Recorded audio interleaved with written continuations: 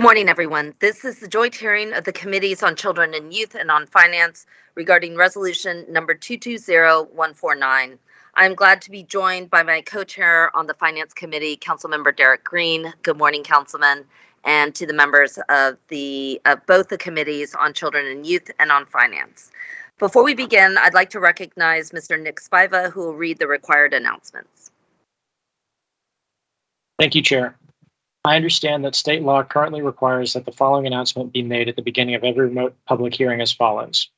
Due to the current public health emergency, City Council committees are currently meeting remotely. We are using Microsoft Teams to make these remote hearings possible. Instructions for how the public may view and offer public testimony at public hearings of Council committees are included in the public hearing notices that are published in the Daily News, Inquirer, and Legal Intelligencer prior to the hearings, and can also be found on phlcouncil.com. Everyone who has been invited to the meeting to testify should be aware that this public hearing is being recorded. Because the hearing is public, participants and viewers have no reasonable expectation of privacy. By continuing to be in the meeting, you are consenting to being recorded. Additionally, prior to Councilmember Gim recognizing members for questions or comments they have for witnesses, I will note for the record at this time that we will use the chat feature in Microsoft Teams to allow members to signify that they wish to be recognized. In order to comply with the Sunshine Act, the chat feature must only be used for this purpose. Thank you. Thank you so much, Mr. Spiva. Will you please call the roll to take attendance? Members who are in attendance, good morning. Please indicate that you are present when your name is called. Also, please say a few brief words with responding so that your image will be displayed on screen when you speak. Councilmember Thomas. Good morning, chairpersons. I'm present. Councilmember Gautier. Good morning to the chairs. Good morning, colleagues, and good morning to the panelists present. Councilmember Johnson. Councilmember Quinones Sanchez. Good morning, chairs. I am present. Councilmember Bass. Good morning, chairs and colleagues in the city of Philadelphia. Good morning. Councilmember O. Good morning. I am present. Councilmember Dom. Good morning, Madam Chair and colleagues. I'm present. Thank you. Councilmember Jones. Councilmember Squilla.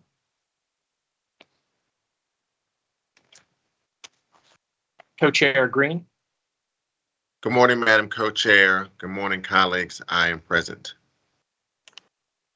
Co-Chair Gim. Good morning, Chair Green. Good morning, colleagues. I too am present. Thank you so much. A quorum of the committee is present, and this hearing is now called to order. Will the clerk please read the title of the resolution? Resolution number 220149. Authorizing the City Council Committees on Children and Youth and on Finance to hold hearings regarding the Philadelphia Parking Authority's unorthodox and contested request for the school district to repay the parking authority nearly $11 million. Thank you very much. Before we begin, and I do have a few opening remarks, I did want to invite any of my colleagues to also offer any opening remarks at this time.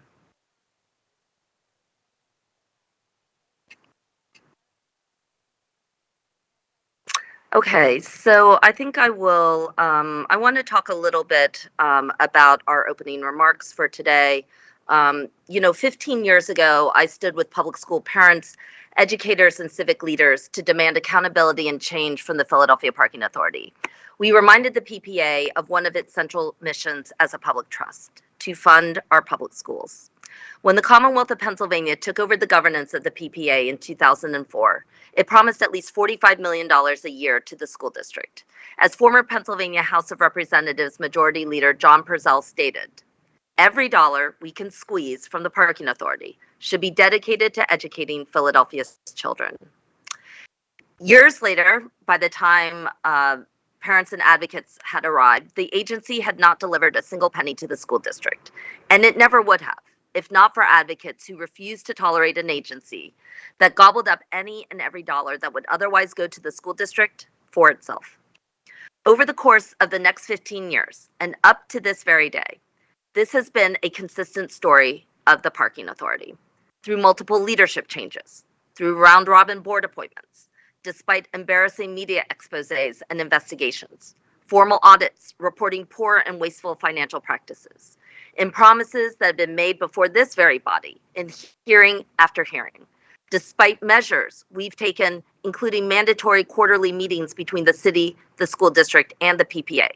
Despite all of this, we are here today because this is an agency that remains far, far from its mission.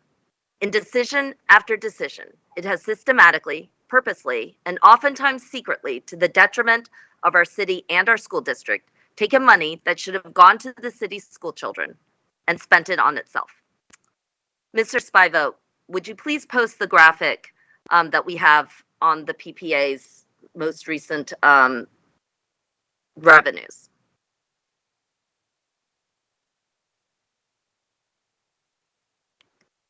Yes, I'm sharing it now, Chair Gim. Thank you. We can go to the next slide.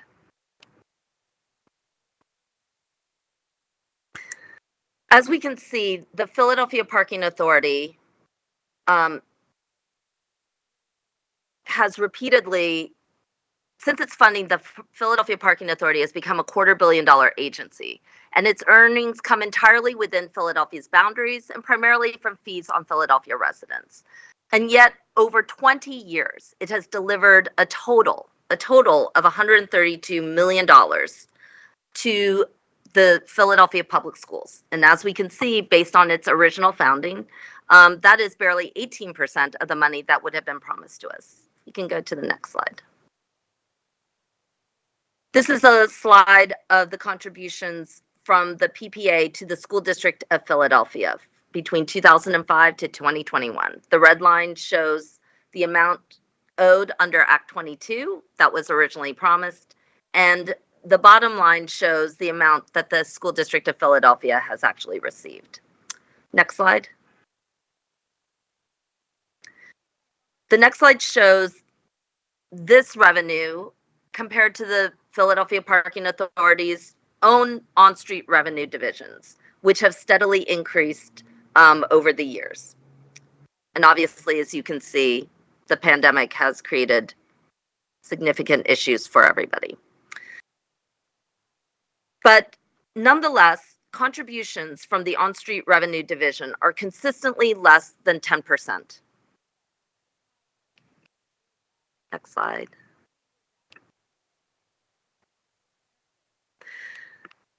This has largely been because of things that have been well known by the Parking Authority, including the fact that the Parking Authority has known expenses, including rampant patronage, bloated executive salaries, outrageous bonuses that have been revealed in the past.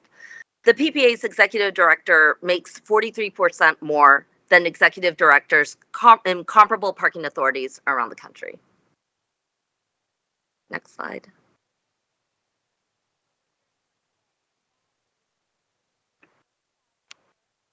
The PPA director of on-street parking makes 34% more than divisions, senior directors, and other comparable authorities in other cities. Political patronage, including rampant nepotism, have been revealed in media expose after media expose. 23% of Philadelphia Parking Authority employees are politically connected, including children of former board members and other types of concerning relationships. And finally, the number of employees that the PPA currently has is 500% more than the number of employees in comparable other parking authorities in other cities. And despite this all, the PPA only pulls in just 3% more in revenues.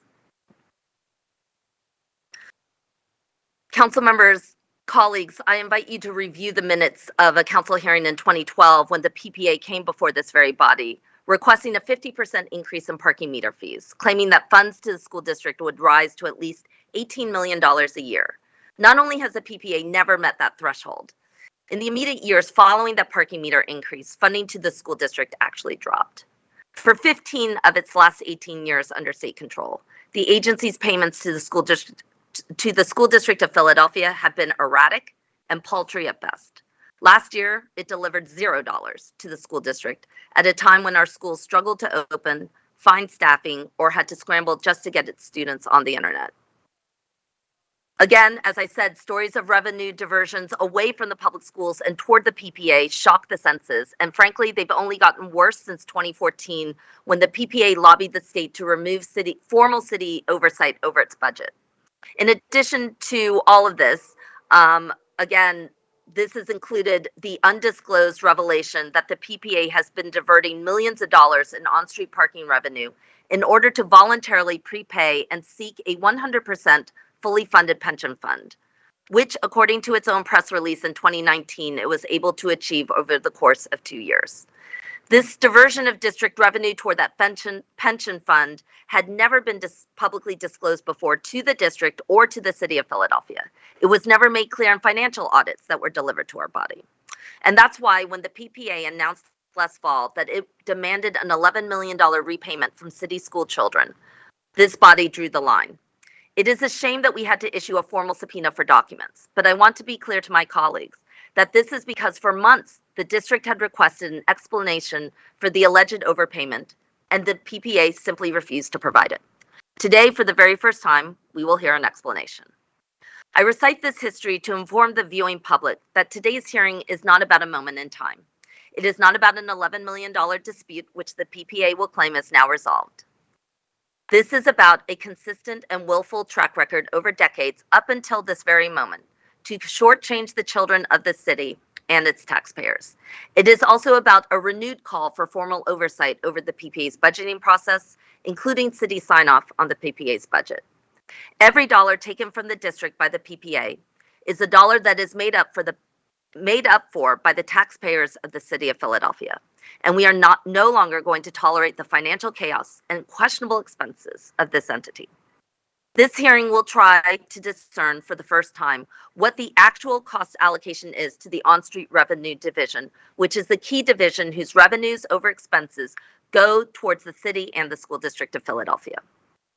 And colleagues, despite the fact that council delivered a subpoena for documents, the submitted financial documents that were returned to us are still incomplete and still do not allow this body or the public to see all the expenses and spending the PPA is deducting from the payment it provides our schools. It is impossible to judge the validity of the PPA's spending and claims that they have carried through on reforms identified in audits because they failed to provide clear documentation as requested in our subpoena. So this hearing will be continued and further documentation under subpoena, if necessary, will resume after the conclusion of today's meetings. The documents do demonstrate, however, that the PPA's known problems, patronage, other things continue to this day. Bizarre practices remain in place, which we won't focus on now, but include things like a website where people can simply apply to work there without applying for an existing job, or paying politically connected teenagers at the high school and collegiate level up to $30,000 stipends as interns. Capital expenditures, including a disastrous and costly stint at the infamous Lot 9, which is a topic that we will delve into today, show that the PPA continues to load onto its operating expenses and on-street division things like vehicle replacement, building improvements, which are typically on a capital budget. And we will be discussing the PPA's OPEB trust, also known as Other Post-Employment Benefits Trust, a heretofore secret diversion of on-street revenue dollars whose payments are far beyond national norms. Today's hearing will also cover the agency's current crisis around fiscal accountability and its diminished capacity to manage its own finances. Its latest executive director was ousted in March. The testimony by Ms. Grossman, which all of us have before us, indicates that the authority may not hire its executive director until the end of this year. Last week, its CFO either abruptly resigned or was fired, we don't actually know, but is otherwise gone.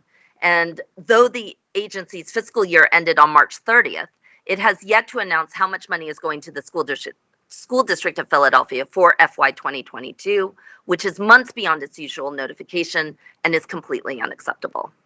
I remind the public that the PPA is the only agency that reports to no one but itself.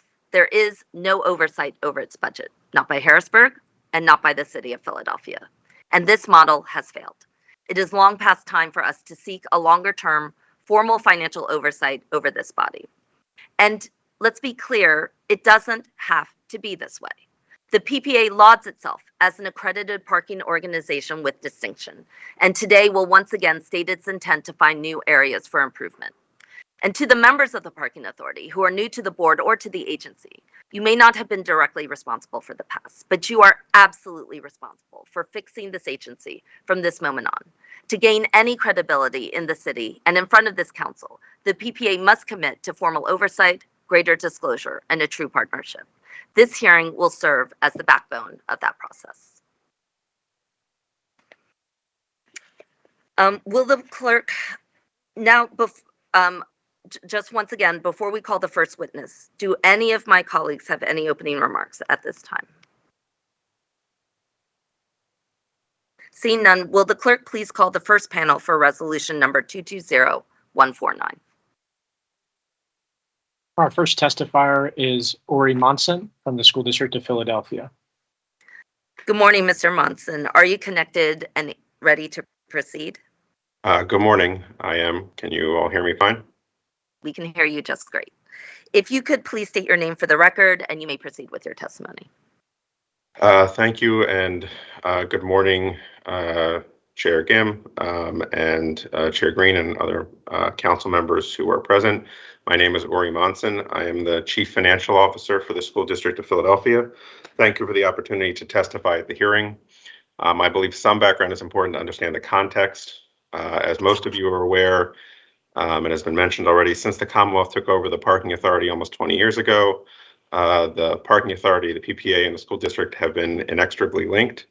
This stems from initial promises made at the time of the takeover that any excess annual funds generated by the PPE would be given to the school district once required payments to the city had been satisfied. And at the time, the House Majority Leader estimated this would result in $45 million a year in revenues for the district. As has been mentioned, the promise has never been achieved. The highest amount we ever received in 2018-19 was $15.4 million. And when you leave out the pandemic impacted year last year, when we received no funds, the low amount was just $2.2 million. And the average funding amount over the core 13 years was about a little over $10 million a year. And more challenging for us than the inconsistent funding levels is the lack of information sharing that occurred between the PPA and the district for most of that period. We did have improvement as a result of council hearings in 2017, which has led to, we do have periodic meetings now between the PPA, the city finance office, and the school district.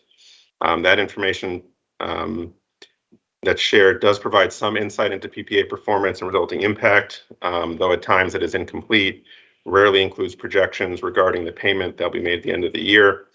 And the lack of projections makes it very difficult for the district to plan on use of those funds, both in the upcoming fiscal year, as well as long-term planning. As you know, the district does a 5-year planning process every year.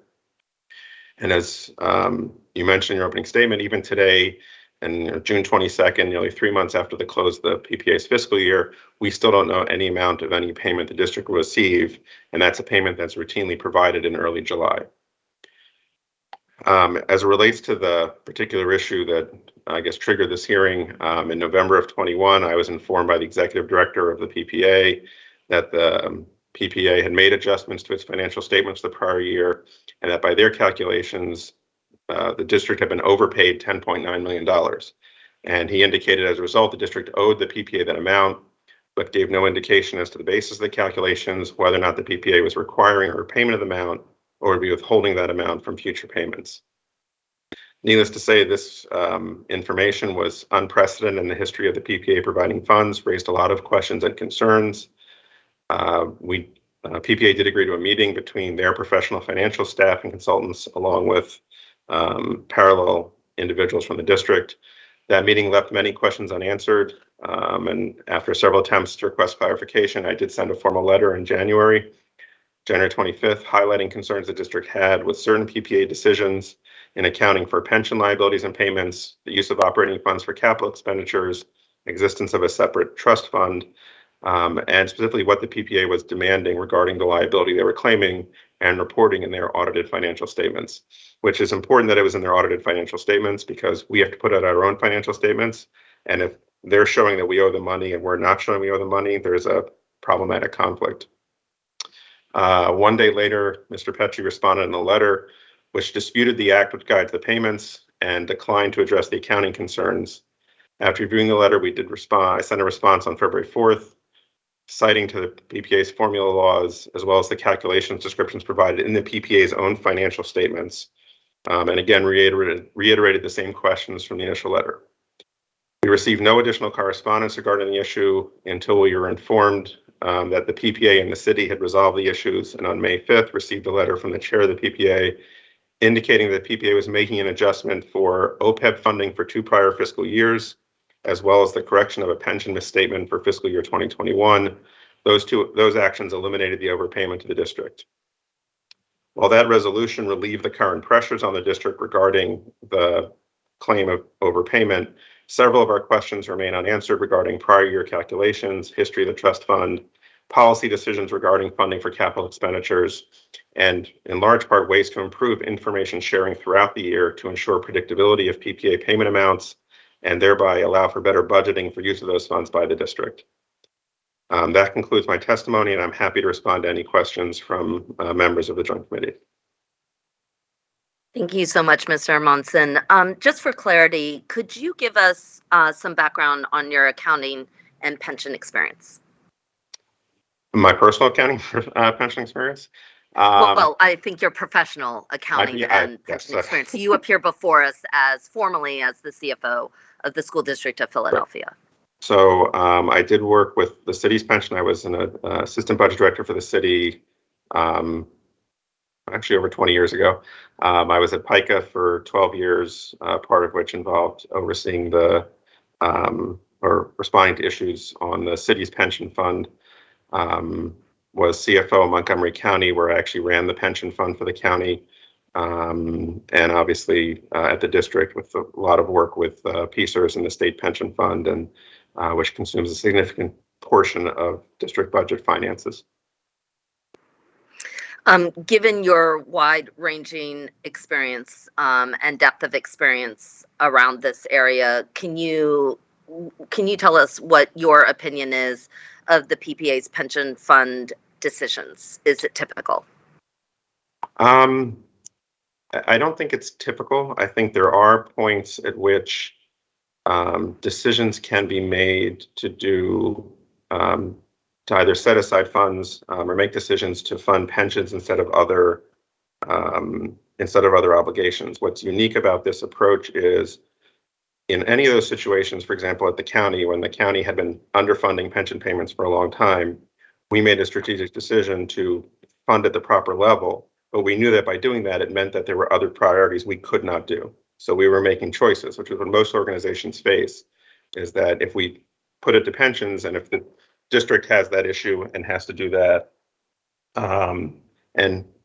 for example, we're making a choice to put more money towards retirement benefits and therefore not invest in more counselors in schools. There's a trade-off. I think what's unique about this case is the PPA isn't making that trade-off. Whatever they choose to spend this way doesn't come out of a policy choice from them or for their expenditures. It comes out of the school district's pocket. So it's sort of a freebie for them. And I think what's frustrating for us, and this covers the pension, and I'd also say the capital expenditure issue is, and I've certainly done this in areas where I've been, done pay-as-you-go capital, but for any of those issues, you understand the trade-offs and you're actually stating those policy decisions publicly. Here, it's not trade-offs for them, it's a trade-off the district doesn't get money, and we're not aware of what those policy changes are. No, it's not public, there's no warning for us. We just get a basic number at the end of what we're owed without realizing that decisions have been made to fund things in particular ways, be it the pensions, be it the capital expenditures, and that lack of understanding, information, preparedness is what's probably the most frustrating. Mr. Munson, just for the viewing public, could you explain pay-as-you-go, since some people may not quite understand what the options are around it versus what the parking authority is choosing to do? Sure. So pay-as-you-go essentially is so normally for capital type expenditures, so long-term, which could be buildings, facilities, repairs, large vehicles, school district case, school buses, for example. You pay for that with borrowed money, with capital funds, because you're trying to amortize or spread the cost of it over the lifetime use of the, so if you have a building that's going to last 40 years, 20-year borrowing allows you to do those repairs and large borrowings. There are times when you either have a sudden influx of large one-time money. So for example, the district is devoting a portion of its federal funds towards capital facilities investment, or to the opposite. When I first started the district had no access to capital markets. They couldn't borrow money because of the fiscal problems. So in those cases, we're using operating money effectively for capital, but it's normally not the best practice to do that. And again, there are reasons to do it. In each of those cases, the issue for us was explaining publicly and explaining both, from the district to the board and to the public that we were making these choices for these reasons, so that they could weigh in, and there was response. And again, we knew we were making internal trade-offs when we made those choices. So putting more money into facilities with the federal money means less available for hiring even staff beyond what we've done. But those were choices we felt were the right ones to make. We surveyed on it with the public and got that information out there. So they are significant fiscal policy choices. And for a public entity, they need to be clear and transparent. Mm-hmm. And I think, as you noted very clearly, is that the consequences is that every dollar towards that decision, which is voluntary, doesn't go towards the school district of Philadelphia. We together, when you first came on, we both came on to you and your respective capacity at the school district of Philadelphia, and myself on city council in 2016, came together and established via a hearing a quarterly, an intergovernmental agreement with the parking authority in the city of Philadelphia, that there would be quarterly meetings between those three entities in order to assure that there weren't financial surprises or things that surprise the district year over year. And that it should result in information sharing, engagement around financial issues. Despite that, once again, you said that you were and continue to be surprised by actions and decisions made by the authority that were never consulted with you or in which you had any information given until well after the fact. So, what more do you think is needed to provide meaningful oversight and transparency of the parking authority in order to assure stable, consistent, and responsible funding? So I think, so in fairness, we do have the periodic meetings with three entities, and they continue to happen with all three represented. I think the data being more timely sometimes, and there's certain data points that both either the city or the school district requested to get a better understanding, to have actually projections. If you're 6 months into a fiscal year, the documents you're sharing should have a better sense of where you think you're going to end up. And actually by January, they're 9 months into their fiscal year, so we should have a pretty good idea of where they think they're going to end up for the fiscal year, which impacts our payment. So we very rarely, even until we do strong questioning, get any kind of projection data. And the second piece is if there are fiscal policy changes that will impact us, which are never discussed in those meetings, and again, never discussed publicly. So again, it's how you're funding your pension benefits, the pay-as-you-go capital, anything that can have an impact on what funds are going to go to the district that are a change from existing policy, I think needs to be shared. I would argue it should be done publicly, but at the very least should be shared in those periodic meetings we have. Thank you. I want to bump this over to my colleagues. Councilmember Dom, the chair recognizes Councilmember Dom. I also want to say good morning to Co-Chair Green, and good morning, Mr. Munson. I think the chair actually asked partially the questions that I had, which is, in a perfect world, what are you looking for from PPA to give you the tools you need in order to budget, more accurately? So I think it really is that transparency element of what's likely to happen. And it's interesting because the timing of their fiscal year is the end of March and our budget's adopted in May. So it actually would time out well for us to have some predictability. We have no control, obviously, over the operations of the PPA, and it's, this bizarre formula where we get the leftovers. So I'm not looking into control what we're getting and how it's calculated. We just want to make sure that how it's being calculated is transparent. If there are financial fiscal policy decisions which will impact it, that they're clearly articulated in a timely fashion. And ideally, while they're weighing the decision, it might be helpful to give us a chance to comment on it. And then it's really the timely projections. I think that's the biggest issue for us. They know their operations better than we ever will, better than the city ever will. We can even look at the numbers which they share with us of current staffing, ticket expenditures, revenues. So we see all that, but only they can have a sense of the normal timeliness throughout the year, what predictability this has for the end of the year, and then how all that rolls into the formula and what our payments likely to be. And again, it's not where if they say you're going to get $3 million, they project that in January that we're going to the bank, and if they don't give us $3 million, we're going to call for hearings. It's that we need to have a sense of what's likely to happen. There are always things that will emerge and things that will shift, but to have some projection, some ability to project, and predictability also helps not just with the coming year, but as I mentioned, we do, just like the city, we do a 5-year financial plan. And when we have a sense of predictable revenues, it allows us to think about predictable investments in students. The worst thing we can do is have to yo-yo investments in students where extra counselors one year that go out the next year because we don't know the predictability of funding. So I think that projection, predictability, and transparency are probably the key things that would enable us to make the best use of these funds.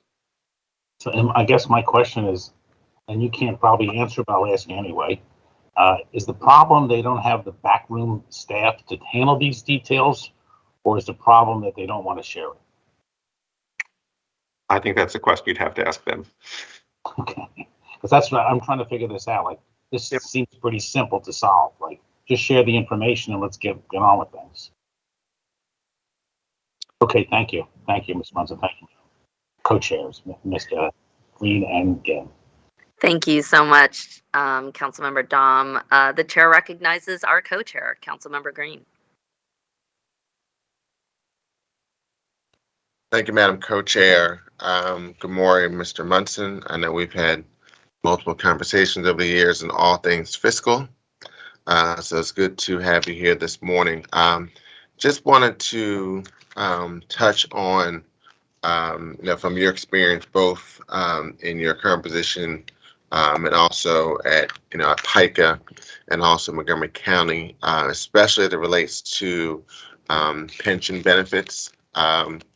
Question that I have is that, and I understand that the Parking Authority, much like PICA, is a state authority, has to go through reauthorization.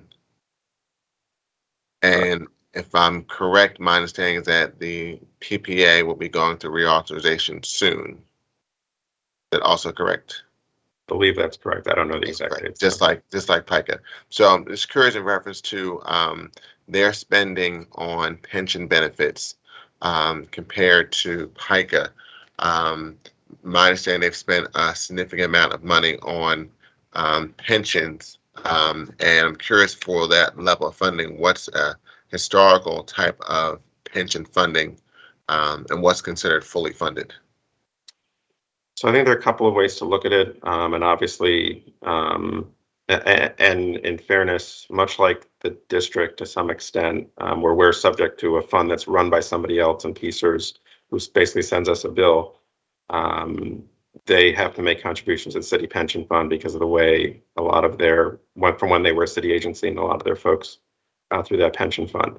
I think the issues for, so number one, and one of the things we raised, so for example, the district is considered extremely high in districts across the Commonwealth. We have to contribute about 35, almost 36% of salary to PCERS, which is a significant number, even among public entities. The PPA is over 50%. So it's, just on the surface, it's a significant number. We did ask that question in one of the letters about why it's so high.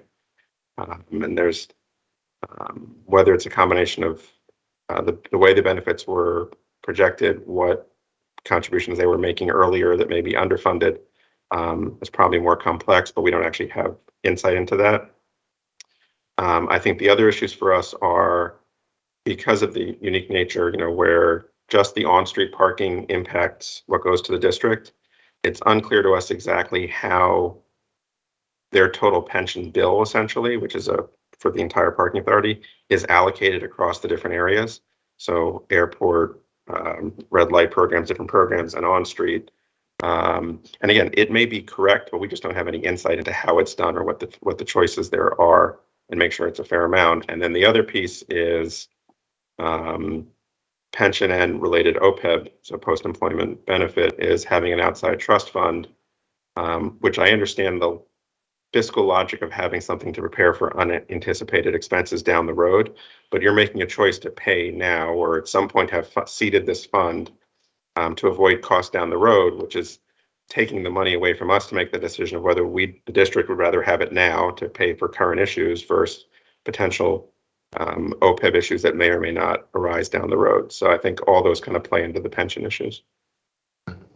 And, just like here in the city of Philadelphia, we have our MMO, or minimum municipal obligation that we have to pay every year in order to make sure that our both retirees are taken care of and also preparing for our future retirees. And so that's a decision that's made by the entity and leadership of the entity. Just like you were saying, for the school district, there's certain amounts, minimum amounts you have to make based on PCERS. But going forward, that putting more money up and above the MMO here in the city, or doing more at the school district level, that is a decision that can be made by the leadership of that organization. So just like in the past, they may have been doing a 50% pension charge, which based on your initial outlook without additional information seemed high. The leadership of the organization can also make changes going forward to reduce that amount, but still do it at a level that prepares their retirees, as well as making sure they are preparing for future challenges. Yes, that's correct. It's a combination of what are legal requirements, what are fiscal best practices, and what are the ongoing current issues. Again, you're always making a choice. Money's finite, and you're choosing among priorities. So how you want to do it, what you want to do, and again, for a public entity, that should be as transparent and public as possible. Right. But it's always up to, and that's something that can be done at any time as long as you're within the parameters and meeting the minimum. So going forward, the organization could make decisions that are more in keeping with some of the issues and concerns you raised based on new leadership. Yes, I believe that's true. Thanks. Thank you, Madam Co-Chair. Thank you, Co-Chair Green. Are there any additional questions or comments from members of this committee for this witness? Seeing none, Mr. Monson, thank you very much. It would be great to have you available if there are any follow-up questions at different points during the hearing, recognizing that this may be a little bit more extensive in the next section. Thank you very much. Thank you. Bye.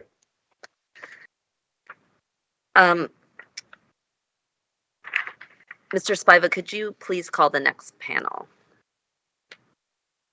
The next witness we have to testify is Beth Grossman, Chair of the Philadelphia Parking Authorities Board. Good morning, Chair Grossman. Thank you very much for joining us today. Are you connected? Yes, I am. Can everyone hear me? Great. Yes, we can hear you just fine. I did want to inform the viewing public and Chair Grossman, we have received your full testimony. It has been distributed to all members of the committee.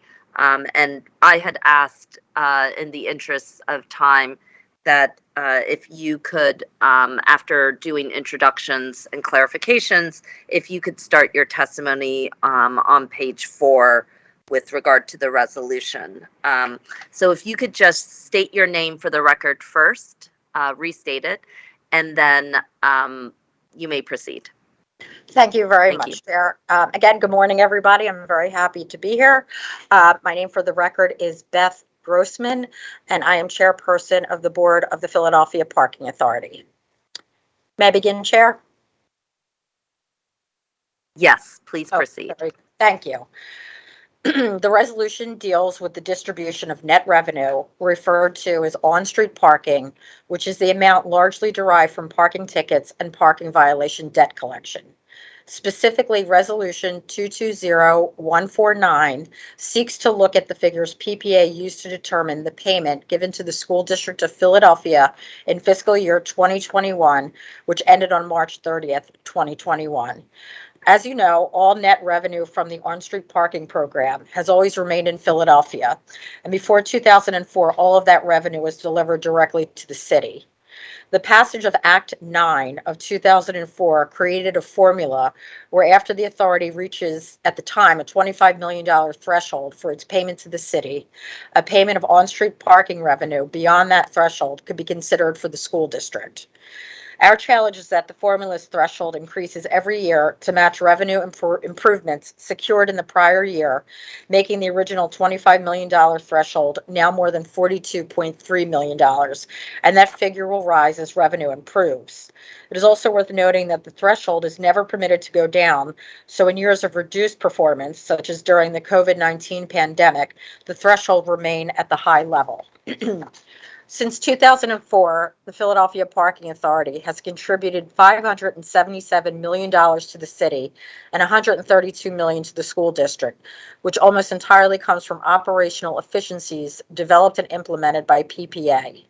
In fiscal year 2020, net on-street revenue totaled $56 million. Of that amount, $41.7 million was distributed to the city and $14.3 million to the school district. In March 2022, the board launched an initiative to review and resolve the school district payment. In fiscal year 2020, the PPA paid $14.4 million from this on-street parking revenue to the school district, of which $10.8 million was later determined by auditors to have been an overpayment. In the spirit of partnership with the school district, PPA's new leaders began exploring how we could help with the overpayment and learned that we had been paying into our retiree health care trust fund at a higher than typical amount, which we changed just this spring to be more aligned with national best practices. By foregoing its FY20 and FY21 contributions to its retiree healthcare trust fund, totaling $10.4 million, and correcting a pension liability adjustment for FY21, PPA could legally eliminate the overpayment in conjunction with paying $859,000 to the city. We're extremely pleased that our three organizations achieve outcomes that supported public education and local government. Just like the positive outcome with the school district, we continue to address quality of life issues as best we can, whenever and wherever possible. We're working with district city council members to expand our life-saving red light and speed camera programs in high accident areas. We're supporting the current legislation for the removal of abandoned trucks, which have plagued several communities for so many years.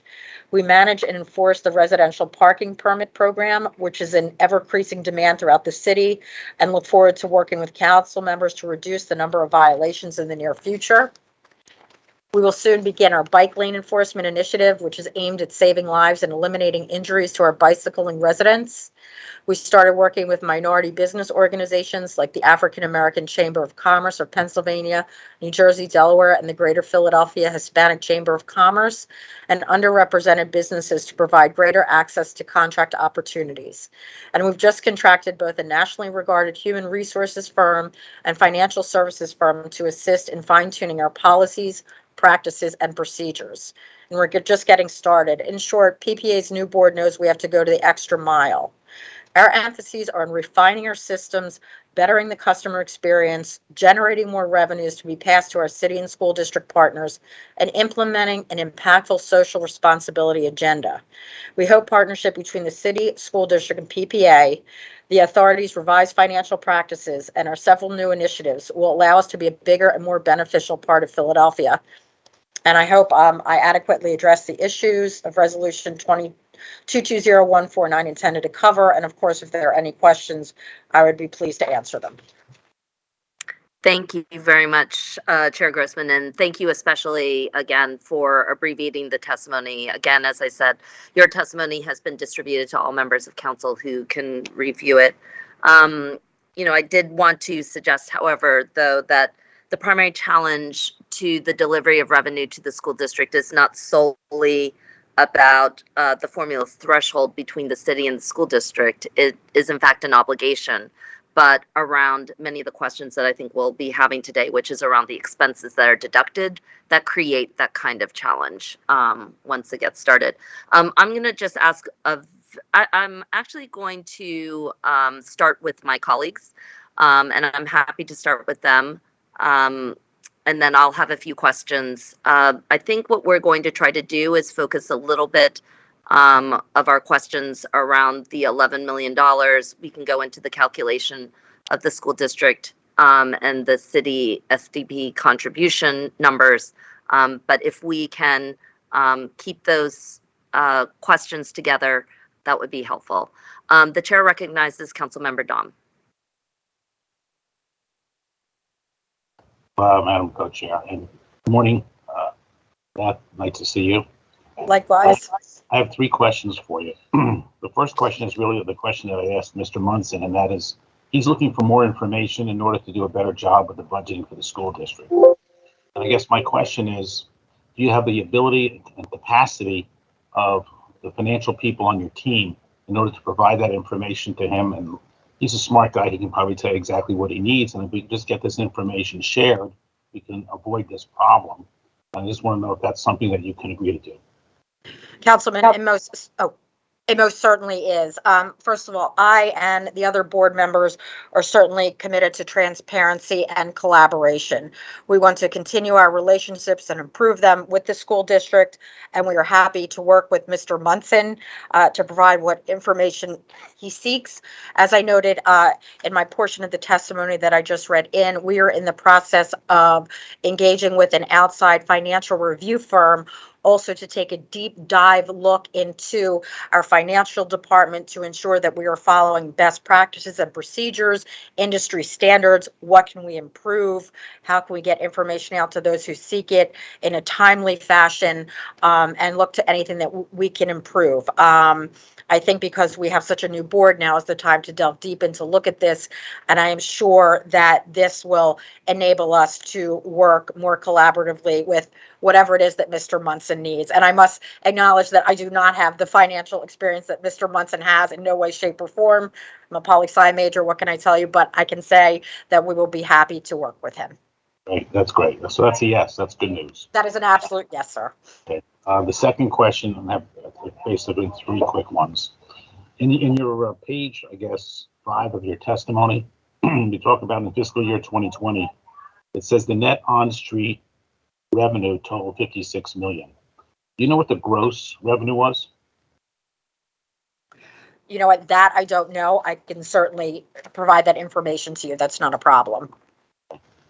Yeah, that would be helpful. And then the other question is not specifically on this. I mean, I'm used to asking these questions. We had this Lot 9 project where I heard we lost a ton of money, okay? And I just try to understand how that happened, what was that process that occurred, and how do we avoid it in the future? Because we've had issues like this, whether it's the 46th and Market where we lost 80 to 90 million, or the Inquirer building, which we dramatically paid a premium for it and have not managed that well. And so my question is on this lot, can you just give us a brief, not long, brief overview of what went wrong here? What did we do wrong? What can we learn from this? And how do we prevent it from happening again? I think basically it was a bunch of things. I think Going forward, we have to make sure that we have the correct individual overseeing these projects, such as somebody oversees all our capital development projects. And I think with a strengthened financial department with very, very improved oversight by the board of projects such as this, I think that will help eliminate any issues such as this arose. You know, we all have limited funds and we don't wish to needlessly lose them through litigation. I think we are looking to develop a capital projects committee of which board members will be on it, which will allow for extreme scrutiny and oversight. If that money hadn't been lost, would that money have gone to the school district or the city, or where would that money been allocated to? You know what, if you could, you know what, Councilman, I will find out that answer for you. I apologize for not knowing. That's a fair question, not a problem. And you're relatively new. How long have you been in this position? So if I may, I was appointed to the board in July. My first meeting was August 24th, and I was appointed as chair in October. So interestingly, I'm proud to say we do have 5 out of 6 of us are new. All of us have been appointed within approximately the last 18 months. So we are learning as we go. But I can tell you is that we are all committed to looking what needs to be improved in the authority, what are best practices, working and improving our relationships with city and Commonwealth stakeholders, and just doing what we can in our obligation to the city and the school district. So it's an exciting time. One last question. It's really maybe not have to do with this hearing, but do the parking authority people that are on the street, are they helping us with their eyes and ears as far as seeing issues of crime or homeless or people that have mental illness, and even taking a photo and texting it to the appropriate people with locations so they can be extra people to help us in the public safety area? It's funny that I'm glad you actually brought that up, Councilman. The issue that keeps me awake at night that I must acknowledge to all of City Council is the physical well-being of our parking enforcement officers, our tow truck drivers, and our booters, because probably every day without fail, they are subject to verbal and sometimes physical abuse, where they have guns drawn on them, where they have been physically struck.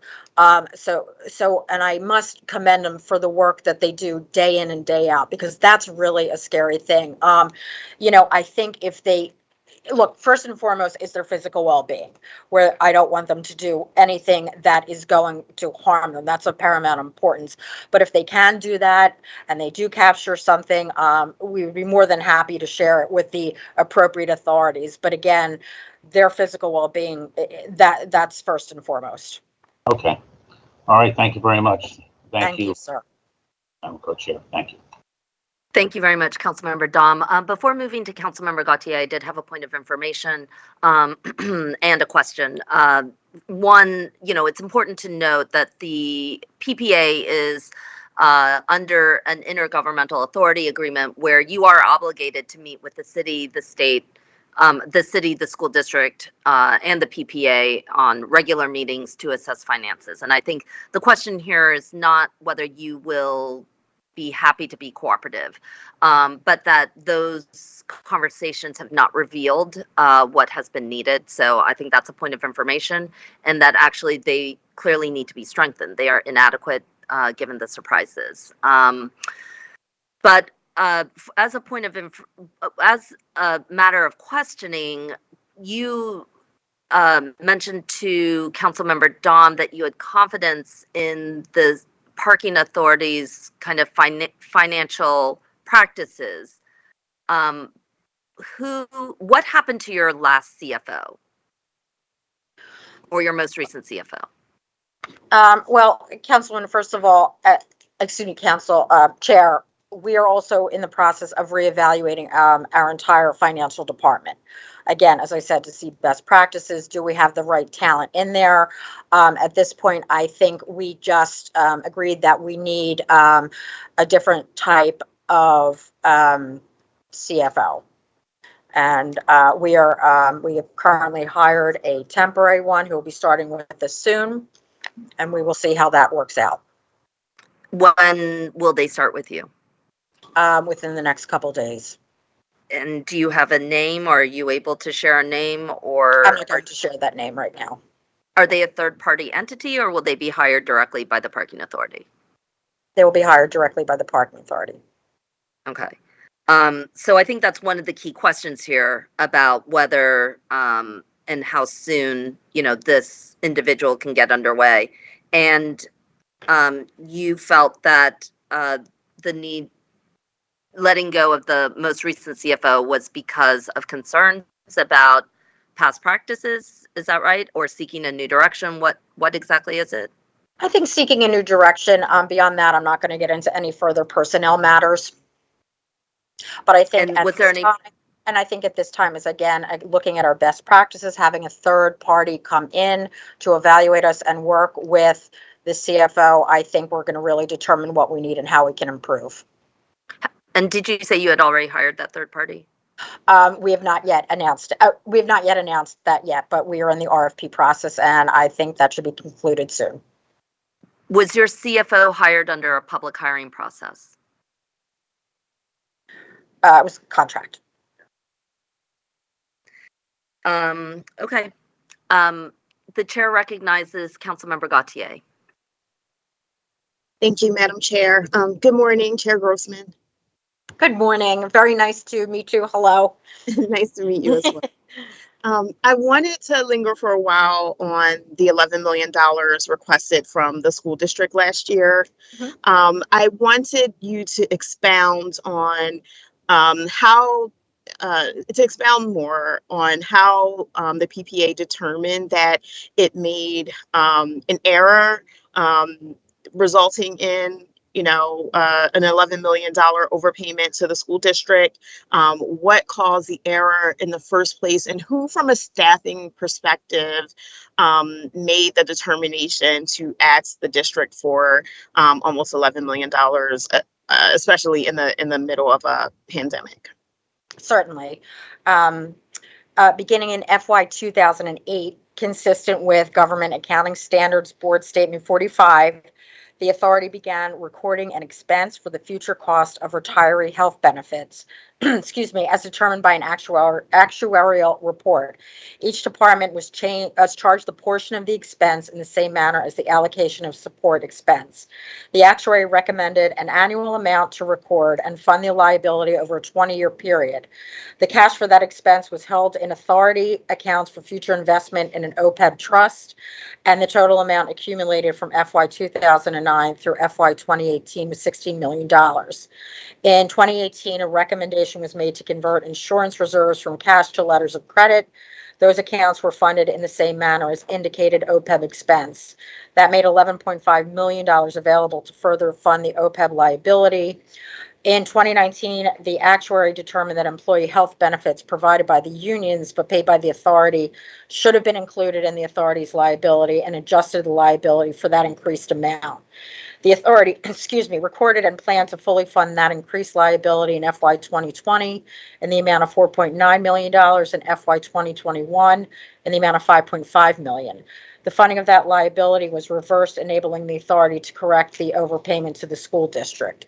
That determination really was made by the former executive director, who is no longer with us. Okay, and so it sounds like this was an accounting error, and because there's this practice of kind of having the leftover funds go to the district, a determination was made to request those funds. But that was like a choice. I mean, that it sounds like that was within PPA's discretion, not something that necessarily had to happen. I think, well, first of all, we never specifically asked for it back in total. I think we just couldn't wipe it off the books. But what I can tell you is going forward forward, the PPA is adjusting its OPEB funding practices. The goal, we're moving from 100%, we're now at 60, from funding 100% to 60%, and our current level of funding is at 67%. Additionally, future OPEB funding shortfalls will be made whole over a period of over the years appropriate to minimize the impact on current year net revenue calculations. That decision to fund it 100% was from our former CFO and executive director, which is a very unusual practice. So we are now more in line as to what industry standards are. Okay. The misstatement or the error which caused you to rescind, the request to the school district was found after, months of advocacy and months of questions from a host of folks, including folks on council, about the overpayment. How did all that advocacy relate to the decision to rescind that request? We're a new board. I wasn't here, previously for that, but I think once we saw the error, look, we just want to do what is right. And although it took time going back and forth, listen, we're always happy to collaborate. We want to be a board doing what is right going forward. Excuse me, building on positive foundations from the previous board. But as all of you are, we are certainly committed to providing monies to the city and the school district. And we hope, to improve our financial practices going forward, so a hiccup like this does not happen in the future. Okay.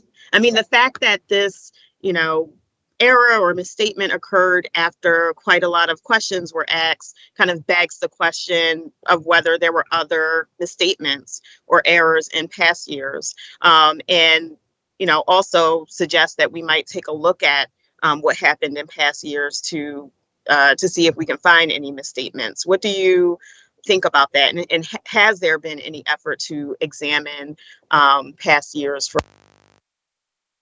Oh, you went mute, Councilwoman. Oh, I'm sorry. Okay, I caught off I almost caught it. When you all asked for this money from the district, this kind of riled up a lot of people, right, on council and the advocacy community, and it caused a lot of people to ask questions. And then you found that there was an error on PPA's part, and you rescinded that request. But the entire situation kind of begs the question of whether we should look at past years to see if there were errors or misstatements in those years too. Has there been any effort to identify misstatements in past years? I mean, I can't certainly look, we're here to go forward. I can't speak to anything that has been done in past years, but I will tell you our audit every year is posted on our website. It is provided to city council members. It is provided to the mayor. It is provided to our legislator up in Harrisburg. So and we have been audited numerous times, well over 20 times in the past several years. So our books are open. People are free to examine what we have provided over the past years, and we will answer any other questions that may come up from past practice. I can only speak about going forward, what we're going to do, which we're happy to do. But, we welcome all inquiries. Okay. I can appreciate the fact that you hire, an auditor on an annual basis to look at your books and that you're providing that information to the public. But has there ever been an independent third party who has overseen the review process or who has looked for misstatements or errors in the calculations of PVA's contributions to the city and the school district? I'm not sure exactly on that issue, but we've been audited by the Pennsylvania Auditor General. We've been audited by Ms. Reinhardt. And again, as I said, we're audited every year. I'm not sure if there are any other outside parties who are audited. Forgive me. There's a lot of history going on here, but yeah. So other agencies have. Whether specifically for that issue, I don't know.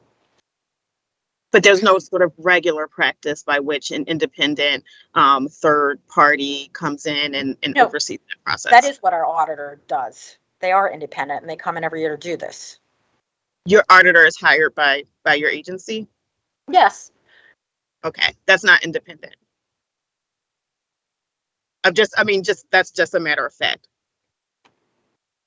Okay. Okay. I would suggest that, we take a look at whether we need to examine whether there were errors and misstatements in past years. And it would be very important to have a party that is more independent to be able to weigh in on that matter.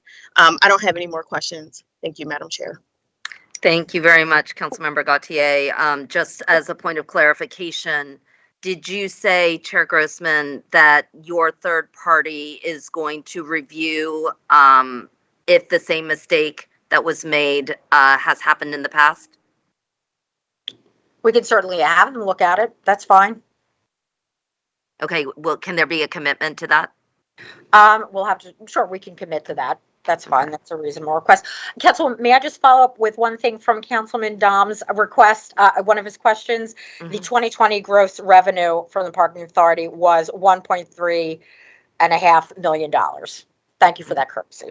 And lot 9 will be financed. Would have been financed. And I just want to be clear that the audits that I think Councilmember Gautier raised reference multiple issues and problems with the parking authority and made multiple recommendations on the record that were presented to the board. And, we just want to make clear. We also want to make clear that I think the specific area that we're looking at is about expenses that are deducted from the on-street revenue that then reduce the amount of money that goes to the School District of Philadelphia in particular. The chair recognizes Councilmember Green.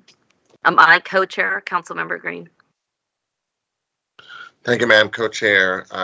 Ms. Grossman, it's good to see you. Thank you for taking on this role. And just wanted to ask a couple of questions in reference to, you made reference to you're bringing a third-party entity to do a financial review of your systems within the Philadelphia Parking Authority. And I'm not sure if I caught, what was the timeline for this review? As soon as we're getting ready actually to commit through the RFP process. And I believe this one with this company, I think this will be a 3-month commitment to this. So right now internally, Philadelphia Parking Authority is putting together a request for proposals, and then you're going to issue that out to the public. Then you'll review those that apply, and then based on your process of selection, identify a firm to do this review, and you anticipate that it will be a 3-month review? Actually, we've already committed.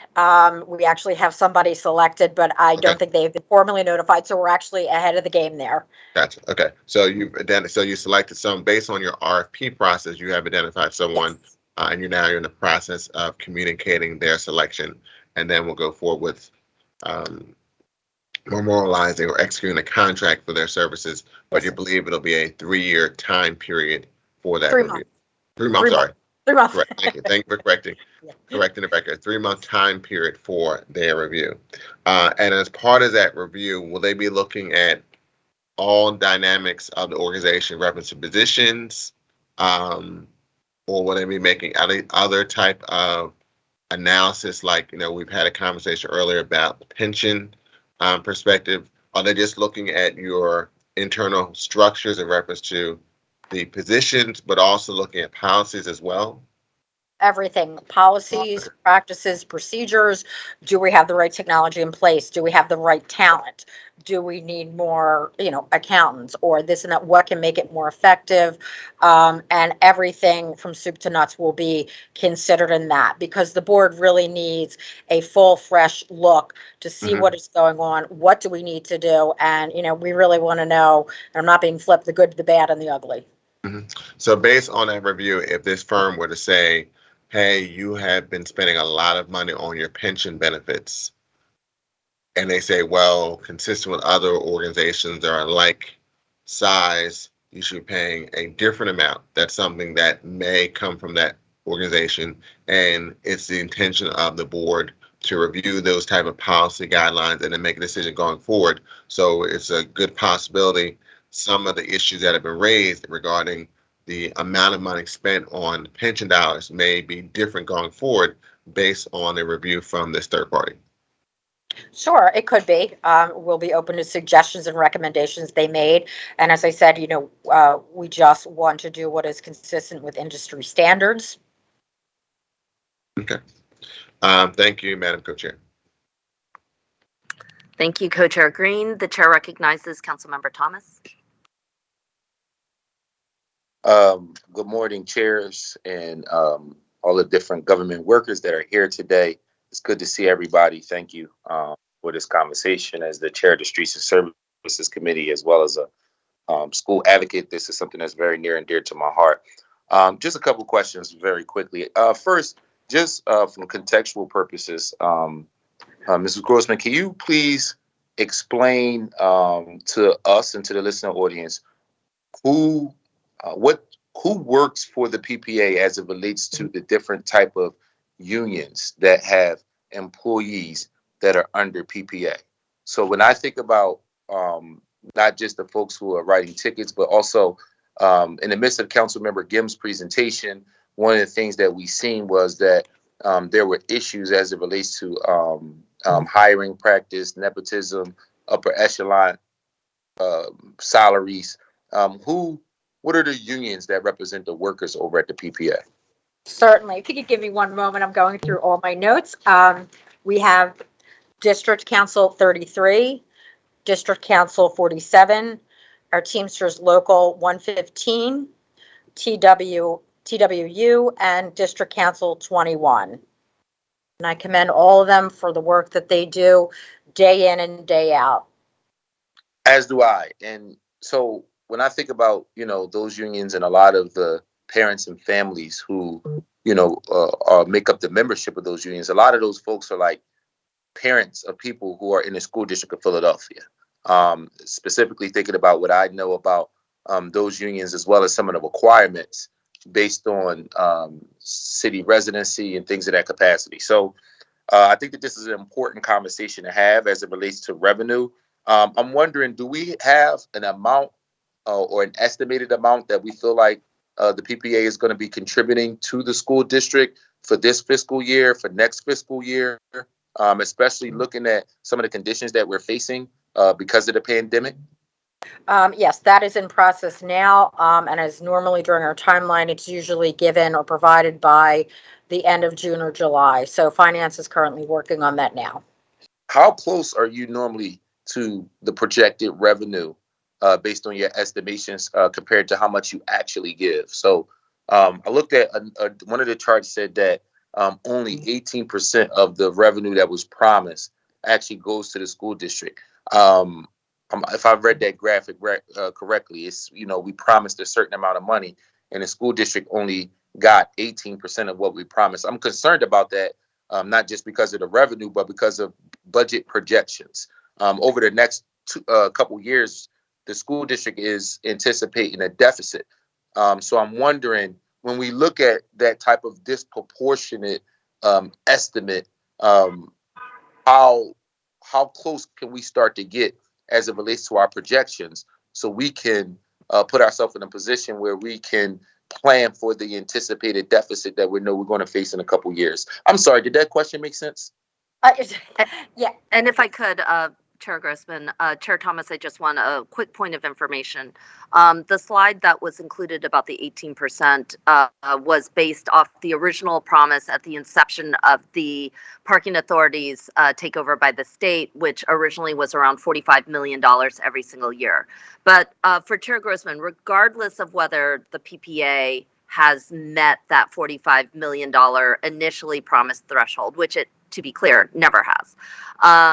I think the biggest concern that I think Councilmember Thomas is relating to is that effectively, despite being created in the best interests of the city and the school district of Philadelphia, but very specifically the school district of Philadelphia, The percent of on-street revenues going to the school district of Philadelphia is around 10% of on-street revenues. So it is an ongoing question. Do you have a goal? I think is what Councilmember Thomas is asking. What can be expected? Because it certainly does feel like you consistently and systematically make decisions in which you have the option to deliver the money to the school district, or you have the option to pay, a college intern an enormous salary, or to fund tuition payments, for individuals, or to divert into other expenses. I think that is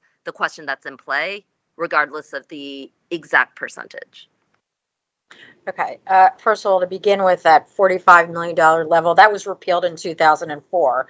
Again, I will reiterate, Act 9 of 2004 set the thresholds for what we are required to give to the city, and then the Chair school. Grossman, just as a point of clarification, you said that the $45 million was repealed at the time of in 2004 was the time that it was that the state takeover agency was created. So you're saying it was repealed upon its creation?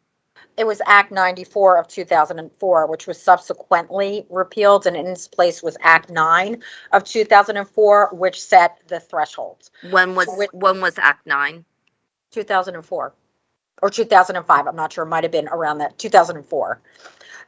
So again, as I stated, earlier, our current threshold is $42.3 million, and anything which is given to the city, anything above that goes to the school district. As for projections, it's a little bit difficult to do that. So many things come into play, whether we have sufficient amount of PEOs on the street, we're subject to a pandemic. So I think it's very hard to offer projections. So I do have a couple more questions, but I'm sort of limited on time, and I know we are as well too. What I would just ask is that can we see a commitment to work with the PPA moving forward to put us in a position to be able to better understand what we can do to assure some type of accurate estimates as it relates to the school district of Philadelphia, the deficit that the school district of Philadelphia is going to face, right? And the reason I asked about the membership is because these are also your folks too, because their children go to these schools. The deficit that the school district is going to face in a couple years is going to be one that's significant. And praying that I'm still around, as well as a lot of my colleagues, we are going to be in a position where we're going to have to figure out where this revenue is going to come from. So I am concerned not just about meeting the $42.3 million, but when we don't meet it, to be able to understand that well ahead of time so we could plan, but more importantly, to understand why we don't meet it. I think that is going to be very important for the work that we do. So, when I think about over the next couple of years and looking at the turnover that has happened at PPA, what are you doing to essentially put us in a position to feel comfortable with the direction that PPA is moving in, is going and moving forward as it relates to leadership, government relations folks, upper level staff, some of the accusations and reports that we've heard. What is the plan moving forward so that we can be more effective, more efficient, and better serve the constituents of Philadelphia? Co-chairs, that is my last question. Thank you for allowing me to be a part of this conversation. And more importantly, thank you both for your advocacy on such an important issue. Sure. I think, again, going forward, improving our policies, procedures, and practices, as well as if there are new initiatives or expanding things such as our Red Lake program or our Speed Lake program or other initiatives for which we oversee that. We are welcome. We want to have good, positive, and thorough financial reviews going forward. And if obviously, and if anybody on City Council wishes to meet or has inquiries about our reviews, we are happy to meet. Again, I cannot emphasize enough, we're committed to transparency and collaboration and cooperation with all of you. I want to thank Councilmember Thomas for his line of questioning. I also want to remind Chair Grossman that you are the chair of the board of a public entity. It is your responsibility to have projections. It is your responsibility to understand costs. Certainly ones that are unpredicted are difficult, but that is partly why you have planning. And one of the consistent hallmarks of our work is that there isn't clear planning about the school district and its revenues. In fact, it appears again and again to have systematic decisions that are made that are diverting revenue away from the district and towards voluntary expenses that then deduct money away from the school district of Philadelphia. I want to make that very clear. It is your responsibility to do the planning that is necessary. You should have a goal for the district. You should be able to figure out, as Councilmember Thomas explained, if you're not meeting that goal, why you're not meeting that goal. And it is unacceptable that an entity only provides this district less than 10% of revenues, and that should be cause for concern. This is not an accident. It is not due to unforeseen circumstances solely. It is purposeful practices and decisions made by the authority. The chair recognizes Councilmember Quinones Sanchez, after which we will invite Councilmember O. Thank you, Madam Chair, and to both of the chairs, and to Beth Grossman. I want to continue a little bit of the line of questioning, but I also want to thank you for taking on this role. We look forward to you and the new members putting forth some of this vision for what the role of the PPA is. And in that regard, I want to ask you, what do you see as the PPA's mission? And then what do you see as its goal, as its goals as it relates to its intergovernmental relationship with the city of Philadelphia and the school district? Certainly. And if I may, I will just read what our mission statement is, because it's always important for the public to know that, which is to contribute to the economic vitality of Philadelphia and the surrounding region by effectively managing and providing convenient parking on the street, at the airport, and in garages and lots, effectively operating a system of red light camera enforcement, regulating taxi cabs, limousine, and transportation network companies, and other transportation related activities. I also understand that part of that, of course, is to contribute as mandated funds to both the city of Philadelphia and the school district. Going forward, we want to run efficiently and successfully and continue to be able to meet thresholds and above and beyond, hopefully, for the school district. But the other thing that I feel comfortable with speaking on behalf of all of the board is that we are also committed to being a safety agency where we can also contribute, like many other city agencies, to quality of life and public safety. I know people think of the parking authority as just issuing tickets, but there are so many positive things that we do, such as overseeing red light and speed light cameras, which decreases fatalities and accidents. We're starting to enforce our bicycle lane enforcement project. And I think being able to help make Philadelphia, as I like to say, a drivable, parkable, bikeable, and walkable city is an extraordinary thing. I know our Deputy Executive Director, Corinne O'Connor, has testified numerous times before council regarding different initiatives, such as hopefully PPA can play a role in removing the 34,000 abandoned cars throughout the city, tractor trailers that are parked in residential areas, and other initiatives.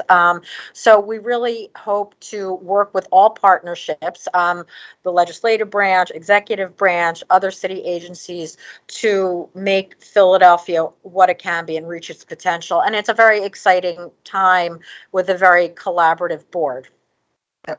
I appreciate that. And on the quality of life neighborhood issues, I think there is a role for you to play.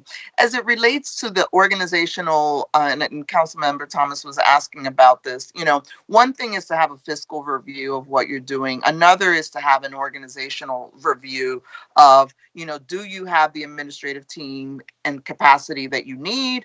Are you in line with best practices? Can you speak to if the board is planning any organizational review of functions and layers in your administrative team? Absolutely. We're deep into the process of an RFP, getting somebody to come in and do, again, much like the financial piece, into the HR piece, looking at all our policies and practices. Do we have the right talent? Are we dealing with diversity, equity, and inclusion?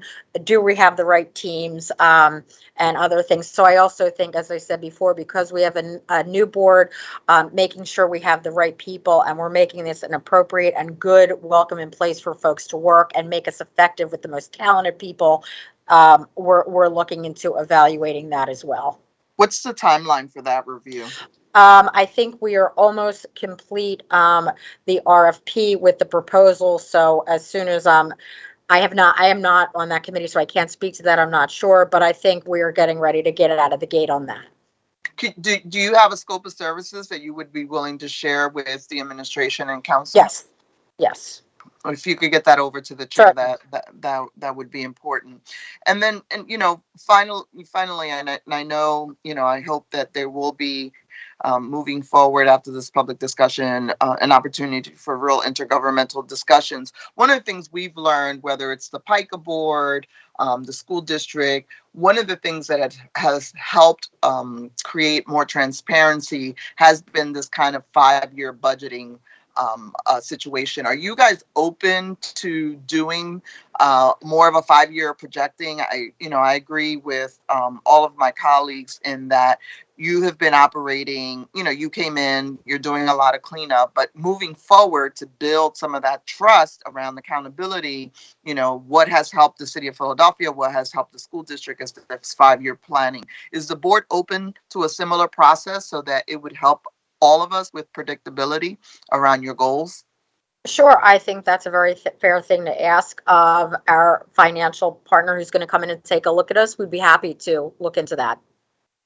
I think without a 5-year plan, it makes it really, really difficult for the school district. I think everybody here, again, and I think everybody has articulated, for us, this is about running the most effective agency with efficiencies. There are some growth opportunities for the agencies that will improve quality of life. We'd like to be part of that conversation because we're making choices when we do that. And when you're bringing more online business services, that comes at an expense. And we all want to make sure that we all agree that is worth it.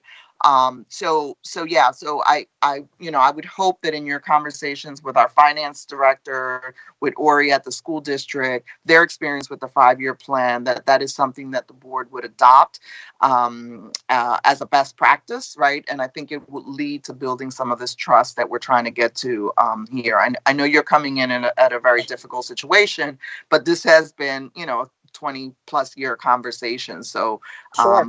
I think what you're hearing is a level of frustration. It's what we hear when we're out in the street, right? Like PPA knows how to write tickets. PPA knows how to write tickets. How does that translate to more predictability for the school district? So I look forward to, working with you and our chairs as we go through this process. I think the more your policies are in line, the more your HR stuff is more transparent, all of those things, I think the better people are going to feel around your decision-making capacity and what your mission is. I think there's a real concern about a bloated agency versus an efficient agency that are very, very legitimate. And I know you're taking those seriously. Thank you, Madam Chair. Thank you very much, Councilmember Quinones Sanchez. The chair recognizes Councilmember O. Thank you very much, Chair. And let's see. Good morning, Chairperson.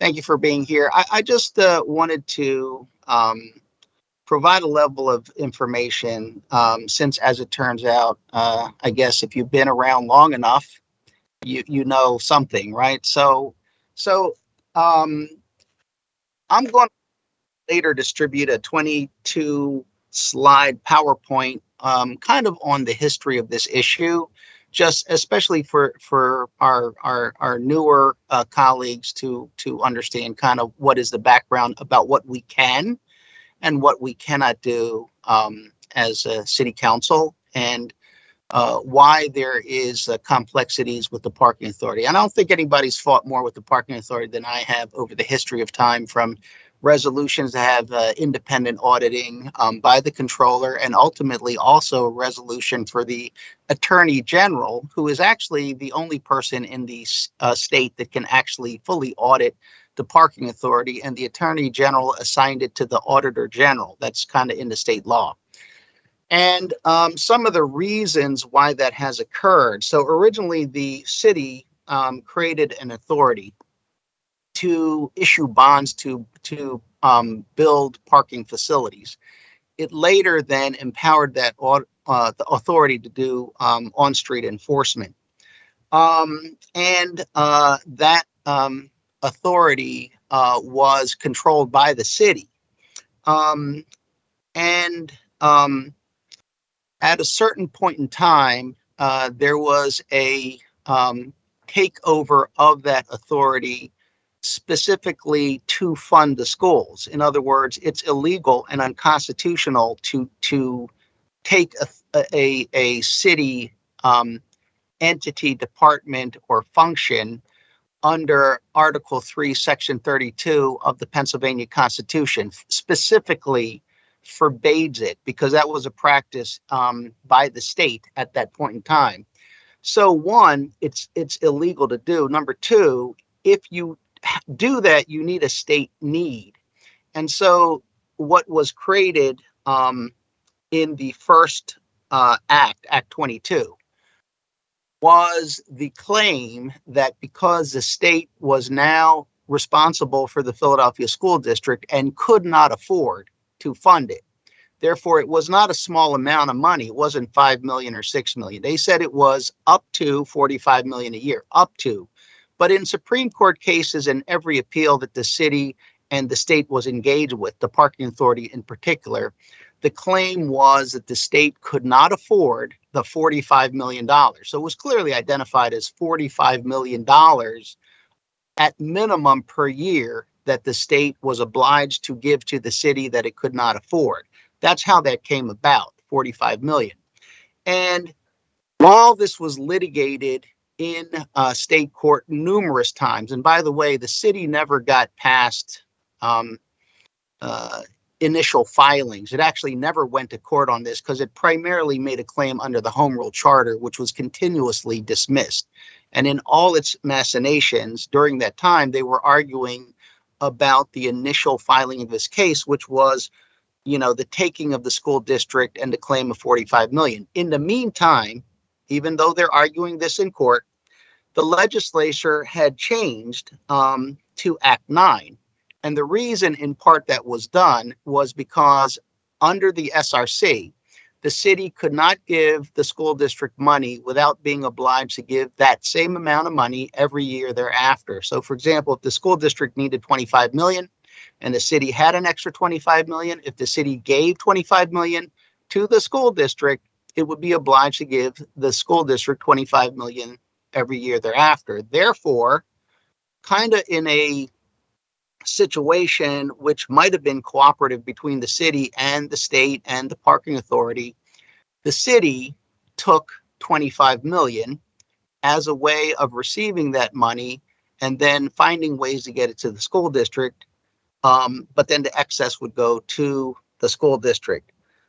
But the July 2012 statute, which was done by the state legislature, which had just unilaterally by itself extended the cooperation agreement, that July 2012 statute just empowered the parking authority to enforce and administer all on-street parking in the city of Philadelphia without any cooperation agreement. So the issue has been the lack of a cooperation agreement, the illegal seizing of the parking authority, from the city of Philadelphia. The city controller cannot audit all of the parking authority because it has city functions and it has state functions. So only the attorney general can actually do that. And it was done. And there were failings found in that part. So fundamentally, what we can and what we cannot do, what the state will allow, what the parking authority ultimately will come down to the voluntary cooperation of the parking authority, number one, and number two, whether or not we have, and I believe we do, a legal case to take back on-street parking in order to get back to a cooperation agreement. So that's kind of the history of this, and I will distribute that just so that everybody does kind of understand the history of what has occurred and why it has developed in this manner. Thank you very much, Chair. Thank you very much, Councilmember O. So Chair Grossman, one of the areas that we are focused on is specifically clarifying the details regarding the PPA's annual calculation of expenses that are deductible from on-street revenues. This is particularly important because it obviously impacts not only how much money goes to the city of Philadelphia, but specifically to the school district, where it has repeatedly struggled to get beyond a modest sum of money. Could you please put for the record the types of expenses that have been deducted from the on-street revenue division? What are they, and how would you characterize them? If you would just give me a moment. Oh. So, as set law, we transfer revenues of the system of on-street parking regulation net to the operating administrative systems expenses of the system of on-street parking, and that's what it is. That would make sense, and I think that is something that has been commonly understood. I think one of the questions is, long-term liability, including which is the OPEB funding, would not be considered a typical direct expense of on-street revenues. It's not a day-to-day operational expense. It's long-term liability. In fact, in the earlier iterations of the state law, that was specifically prohibited. And at no point in time did you ever inform the school district of Philadelphia, did the authority ever inform the school district of Philadelphia that those calculations have been factored into the reductions that would otherwise go to the school district. In the district's letter to the Philadelphia Parking Authority on January 25th of this year, they had requested a review of the history of calculations around OPEB funding. So following up on that, how long has long-term OPEB and pension calculations been factored into the on-street revenue reductions? To my knowledge, I believe it began in 2018. And do you know the amount? Oh, no, excuse me. I'm sorry. Beginning in FY 2008.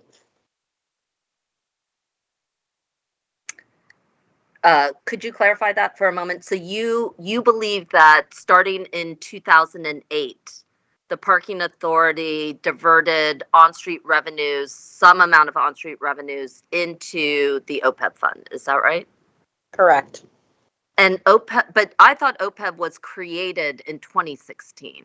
So what was it funding in 2008? All I can say is, what I will tell you is, number one, I must reiterate again, I was not here. Okay, so I'm only telling the analysis as to what has been given to me. And as I read before, I'm happy to read it again if you wish. Beginning in FY 2008, consistent with the government accounting standards, board statement 45, the authority began recording an expense for the future costs of retiree health benefits as determined by an actuarial report.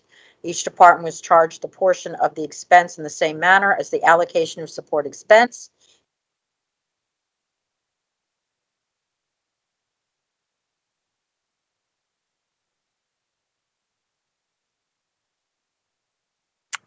Mr. Spiva, do we lose Chair Grossman? I believe we lost her from the Teams meeting. Okay, I think we will strive to get Chair Grossman back.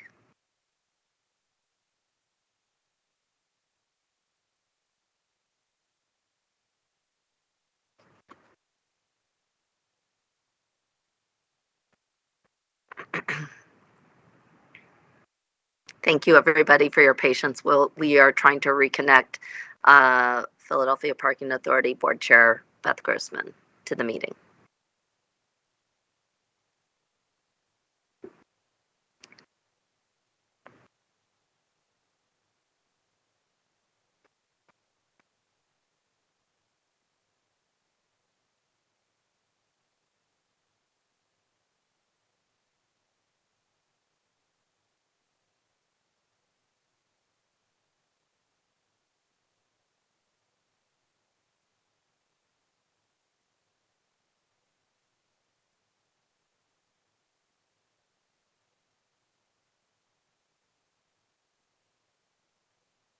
Chair again, PPA Board Chair Grossman is re-entering. Forgive me, I am so sorry. That's no problem. We all have it. Technology, the actuary recommended an annual amount to record and fund the liability over a 20-year period, and the cash for that expense was held in authority accounts for future investment in an OPEB trust. The total amount accumulated from FY 2009 through FY 2018 was $16 million. And again, in 2018, a recommendation was made to convert insurance reserves from cash to letters of credit. Those accounts were funded in the same manner as indicated OPEB, as an indicated OPEB expense. That made $11.5 million available to further fund the OPEB liability. And again, also to further reiterate, Chair, the OPEB expense is a separate line item under personnel expense in the budget and on monthly income statements, or IS2s, for every department. The budget and all monthly income statements are presented and approved at public board meetings and are included in the minutes posted on the authority website. The documents are provided to and reviewed with finance officials of the city and school district. And the authority's independent audit also includes the OPEB liability as well as the amount funded in the trust. And the audit report is reviewed, accepted by the board, and posted on the authority website. And again, is provided to officials of the city and the Commonwealth of Pennsylvania. I mean, notably, the IS2s were requested by subpoena and were not returned to us as part of our subpoenaed request. Just to be clear, can you commit that the IS2s will be resubmitted back to us and will not appear in a PDF format, actually? It is pretty disappointing that the PPA gave us documents, 750 pages worth, in a single PDF document. That is not a standard return. We are requesting that the IS2s be returned, as stated in the subpoena, be provided to this council body in a searchable format, either by Excel spreadsheet or however can happen, but certainly not by PDF. Could you commit to that? We could provide you with the IS2s. Yeah, thank you. I mean, again, could you, you and I had you had said very clearly that the understanding of what are the expenses of on-street revenue should be the expenses of on-street revenue. What are the direct costs of day-to-day operations on it? OPEB and its like are long-term liabilities. How do you rationalize that as an on-street revenue expense, operational expense, and not as a liability? I can't answer that. I will get back to you on that answer. I don't want to misstate anything. Can you clarify which of the following types of expenses have also been calculated as part of on-street revenue? Do you consider capital expenses such as construction, maintenance, purchase of properties and facilities to be part of the on-street revenue expenses? Yes. I'm sorry? Yes. You consider capital expenses to be part of operating on-street revenues? They are financed over longer periods of time, capital projects. Correct, but why are they on the they usually go, you have a capital budget, is that correct? Yes. You have a capital budget, yes. Every entity has a capital budget. Why are they not put on the capital budget expense? Why is what not put on the capital budget expense? Construction costs, maintenance, purchase of properties and facilities? Why are those not considered capital expenses? Why are they considered operating expenses? I will have to get back to you. Again, I'm not going to misstate anything with which I'm not familiar. I am not a finance person. Well, that is partly why we did request again, that this hearing had to include individuals who could answer that question. Is there nobody who is with you today who can answer that question? No.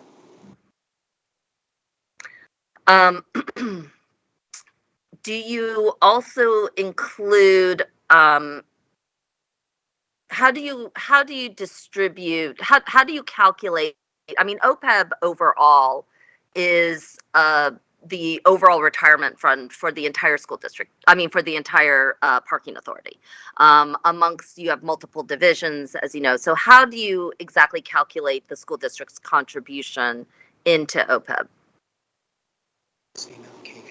It's the same. It's the same allocation. And again, it's for healthcare only. It is not pension. Okay. And, again, to be clear, when you say it's the same, the school district of Philadelphia had repeatedly made this request as of October, at which point you were the chair of the board. And for more than 7 months up until, now, they had not received a response about this. So when you say it's the same, actually, we don't know what you're talking about. This is also partly why we're very clear that the documents that you submitted to us, again, are insufficient. They did not make that clear, and it is impossible to discern whether or how you are making these calculations. So do you have some means of documentation that shows what is, specifically the on-street revenue contributions, where they come from, what personnel they attach to, et cetera, that allows us to ensure that these are truly on-street revenue expenses and not simply a division of the parking authority's payments into OPEB? We can provide that. Do you know when? No. Can you commit to 30 days? Yes. So, and one of the other things that we had requested in the subpoena was a clear cost allocation document. The one that was provided to us, again, did not cover any of these areas. So can we sit down with you, the school district, and the city of Philadelphia to review the cost allocation document that you submitted to us, review why it is inadequate, and make sure that the one that does get submitted in the next 30 days adequately answers the questions that are requested by the city, the school district, and this council body? Yes, we're happy to answer any questions in determining whether it's adequate or inadequate. All right. Thank you. I think the other areas that we had questions about, there are a number of questions about, we'll touch base on a few things, including, I guess one of the questions I do have is a little bit around the PPA's records that showed that multiple high school interns with a salary of nearly $20,000 and college interns were hired in the on-street division with a salary of $31,657,000. Can you explain why you would be paying that much and why they are put onto the on-street revenue division? Number one, I'm unfamiliar with that. If anything had occurred such as that was before I got here. Second, that was not with any of the document requests or questions that were given to me in regard to this hearing. So I cannot answer that. Did you review the documents that were submitted to the council body under the subpoena? The best that I could, yes. Okay, well, those documents were the ones that were submitted to us under the subpoena. Is there anybody who is with you who can answer that question? No. Do you believe that that would be a good use of public funds, given that there was a choice made about the amount of money that could go towards the school district of Philadelphia? I cannot answer that. That's something I would review, and I'm not going to hypothesize or assume anything. Okay, to be clear, again, those numbers were in official documents that were submitted to the council body as part of the subpoena. Understood. Would you have concerns? Again, that's something I have to look at in the full context of it. I am not going to give an off the hip answer. Okay. In addition, could you answer questions about the pay of PPA executive salaries that exceed, for example, the cost of Boston's Commissioner of Transportation and Parking by $91,000? This is from the 2019 Controller's Report. And the PPA's Senior Director of On-Street Parking receives a $180,000 annual salary, which exceeds comparable positions in Miami, Pittsburgh, Portland by $26,000. $62,000 and $66,000 respectively. Could you answer questions about the choice to make on-street revenue salaries so excessively high and out of whack with most or with comparable parking authorities across the country? Again, no, I cannot. These salary decisions were made prior to me joining the board of the parking authority. Is it your intent to retain those salaries, or do you plan to review salary compensation? I think with our HR people going into it, we're happy to look at it. So the question is, are you looking at it? Not whether you're happy to. Are you looking into executive salaries? Not at this juncture. Again, we're waiting for HR people, a third-party HR agency to come in and evaluate us. So the PPAs, as I noted, the PPA executive salaries are among the highest amongst comparable parking organizations, according to a 2019 report. But the PPA pays its parking enforcement officers the lowest amongst comparable authorities. Can you explain the discrepancy between executive salary and parking enforcement officer salaries? And again, no, I cannot, because again, these decisions were made prior to me coming here. And again, that's something we're happy to evaluate with our third-party partner when we come in and review pay structures and other HR issues. Okay. Again, not asking whether you're happy to. Are you planning to review those salary structures?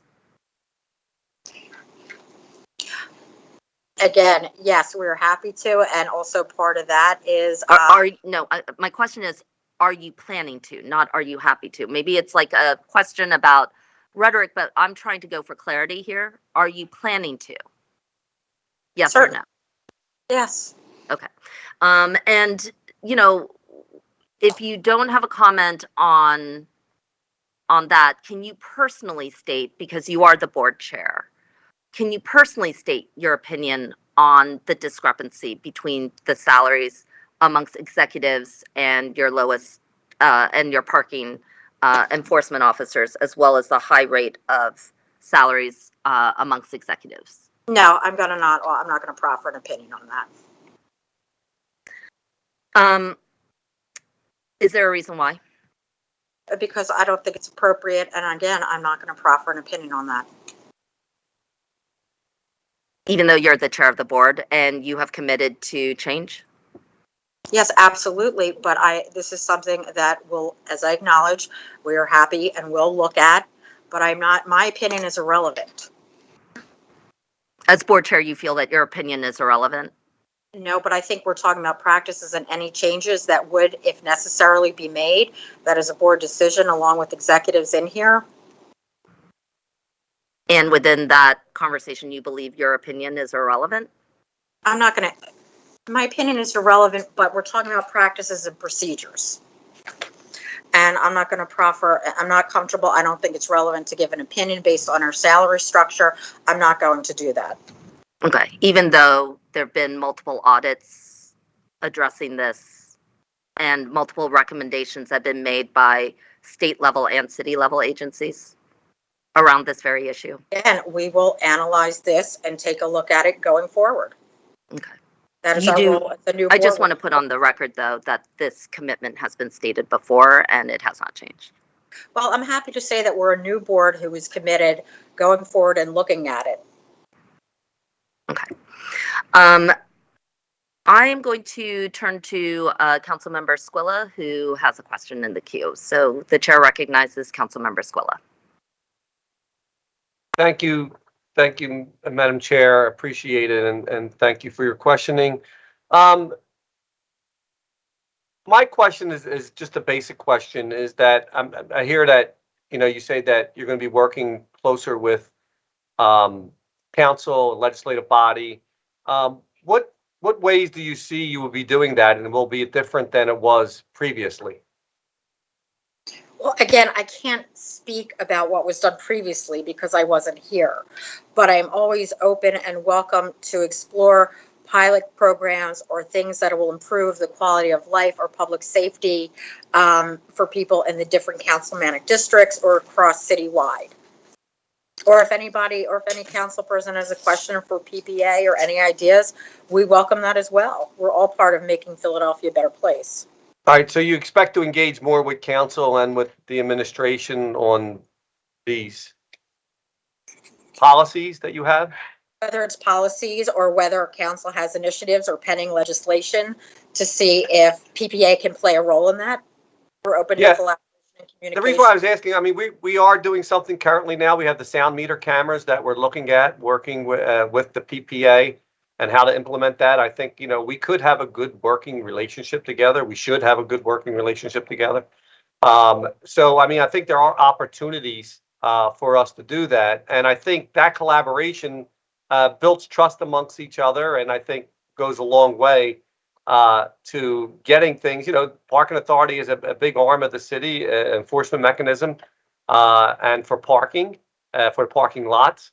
So, I think by working together, we will actually improve the city instead of working in separate directions. So, I mean, I'm looking forward to that collaboration. I must say that during this process with this legislation that I introduced, that the parking authority has been great in advising us and giving us ideas, and also reaching out to other places that have done this and looking at other vendors, looking for vendors and things like that.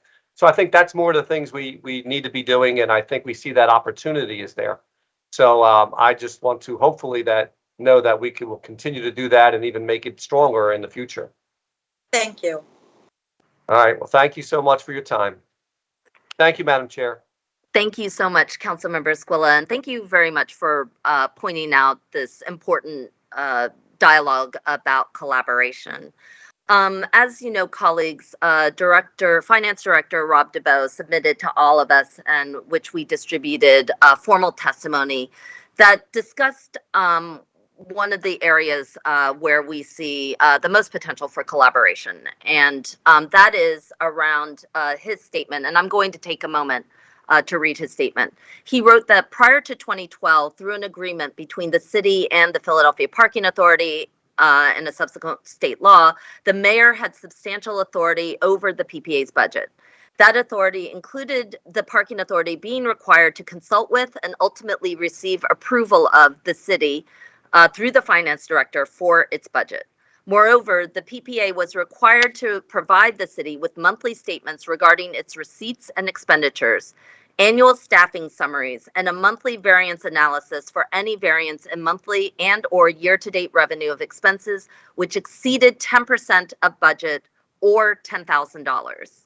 Finally, the finance director was authorized to require mid-year budget changes in the event of a cost overrun or revenue shortfall. The 2012 legislation took that authority away from the city and giving it much less ability to affect what happens to operations that directly impact its finances. And that's the end of Director DeBow's statement. Additionally, I think, colleagues, as you note, we discussed that in 2012, the Parking Authority came before this council body, had requested an increase by more than 50% of an increase in meter fees, promising that the school district would see those revenues come to fruition, $18 million a year that amount of money was never delivered. And again, as I said earlier in my opening remarks, that money actually declined. It did not grow. So to Director DeBoe's statement makes clear that the city of Philadelphia would like to, and I would echo that from our council body, would like to reinstate the 2012, the pre-2012 understanding in which the city of Philadelphia has sign-off authority on the parking authority's budget. Given the numerous concerns regarding the PPA's financial practices, questions that cannot be answered today, the grave concerns regarding recent organizational leadership changes, and the failure to fully deliver on financial promises made by the district, including, to be clear, Chair Grossman, under your watch, the $11 million mistake about the pension fund was on your watch. It was informed to the district in October of 2021. There was almost 7 months that had to go by before it was resolved, and no answers were ever given to the district. So given these kinds of concerns, the question on the table is, will the parking authority agree to city oversight over its budget? No, I cannot commit to that And can you explain why? because we follow the laws of the Commonwealth, and I can't, that's something, an answer that I cannot give as a single individual. We're run by a board. We have executives within here, and so that's certainly an answer that I cannot and will not give, nor will I commit to it. We are looking forward to improving the parking authority going forward. We look to collaborate and build trust with the school district and the city, and that's what we plan on doing. So, nothing prevents you from providing some of that information to us. You actually, so I want to be clear, you're saying no is giving an answer to us before consulting with members of your board. I'm not If answering. you are willing. No, I can't answer the question, and I cannot commit to an answer. Okay, so do you commit to going back to your board for a review of this request? They can hear us. I mean, certainly we could discuss it, but I don't think. I think my question is as a yes or no. No. A request was made to you and is established by the city's finance director and by this city council body. Can you commit to going back to your board with that question? I certainly can. And I thought I heard you say no. I certainly can, if that's what we can. That's fine. Again, we are legislated by state laws. We follow those laws, but I can certainly take it back to the board. Right. And nothing, to be clear, nothing prevents the board from voluntarily providing this. It's not prohibited by state law.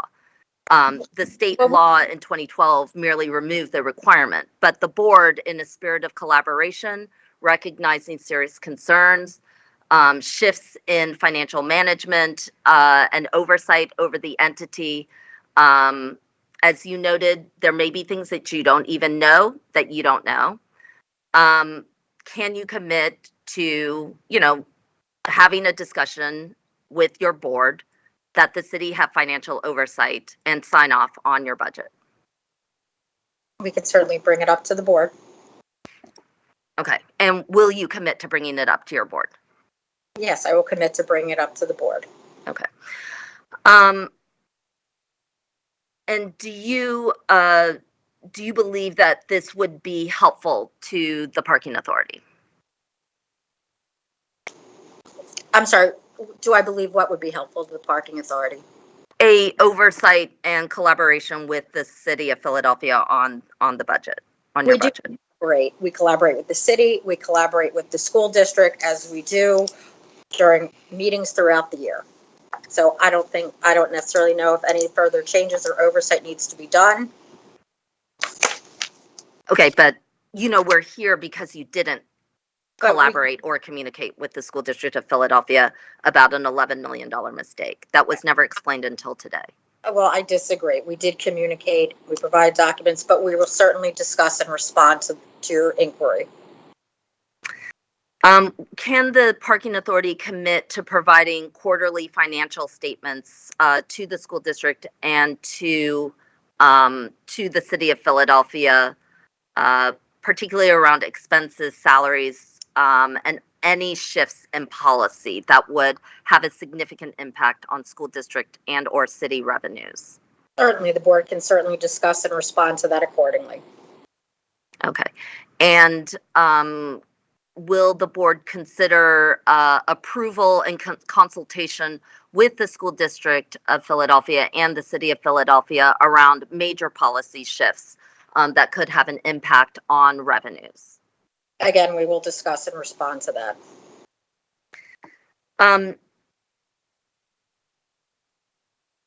Are there any other things that the authority is willing to discuss or commit to at this time in terms of how it intends to work going forward? Not at this time, no.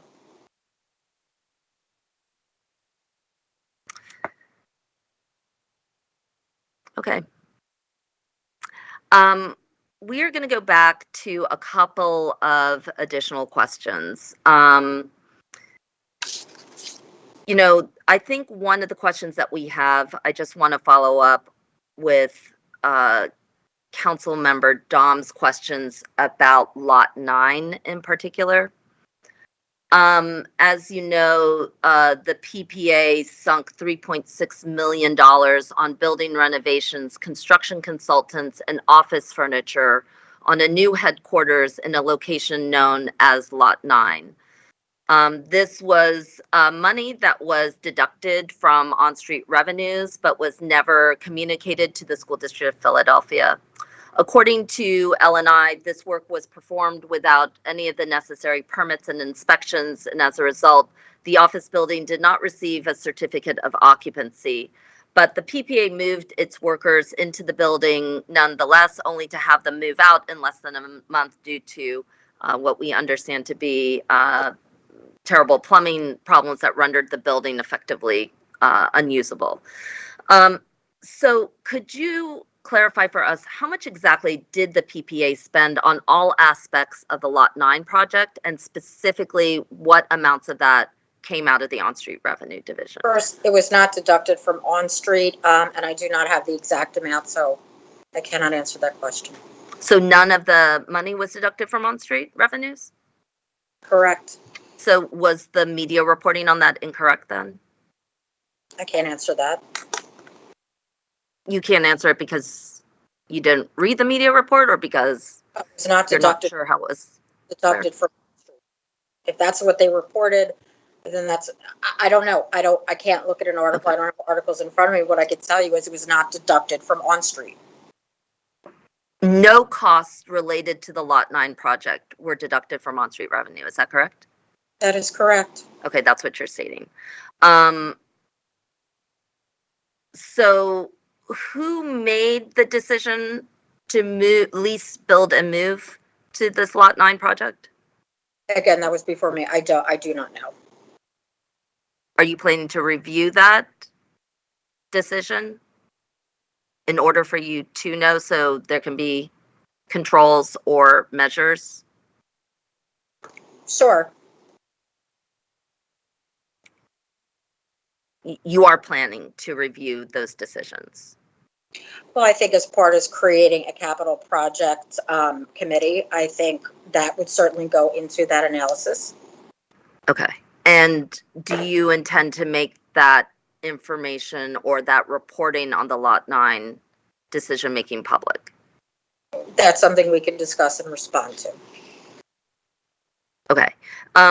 If the money didn't come out of the School District of Philadelphia, where were the revenues coming from for the Lot 9 project?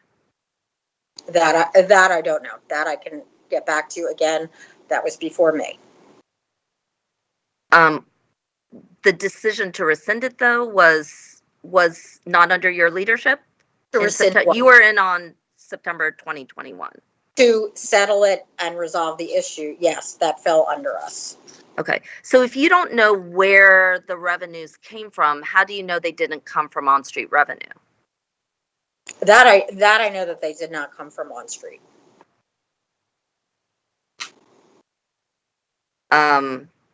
Okay. So you don't, so you just know that it didn't come from on-street revenue, but you have no idea where the 3.6 million came from? That the details of this, I will be happy to respond and get back to you on. I do not want to make a misstatement or assume anything. Mm-hmm. And what kind of internal controls or review processes do you currently have in place to find, to assure protections on this, or who is actually looking, out about it? These are a number of questions that we had asked through the formal processes. I'm just trying to understand, what is your oversight on revenues that would allow you not to know where the revenues come from? Finance and legal counsel. That's where it Okay, comes so you have your finance, who your CFO is no longer present. Is that correct? Correct. And you have legal counsel. We have director. And who is your current legal counsel? Dennis Weldon. Okay, and Dennis Weldon is currently working as your day-to-day CEO effectively, or how are you characterizing Mr. Weldon's current role? He is interim acting executive director. Okay. And did you say you don't have a current acting CFO? Is that right? No. Okay. But you did say that you expect that your new CFO will be hired in a matter of days? We'll be starting in a matter of days. So you've already hired this individual? Yes. Okay. And all right. I do want to ask a little bit about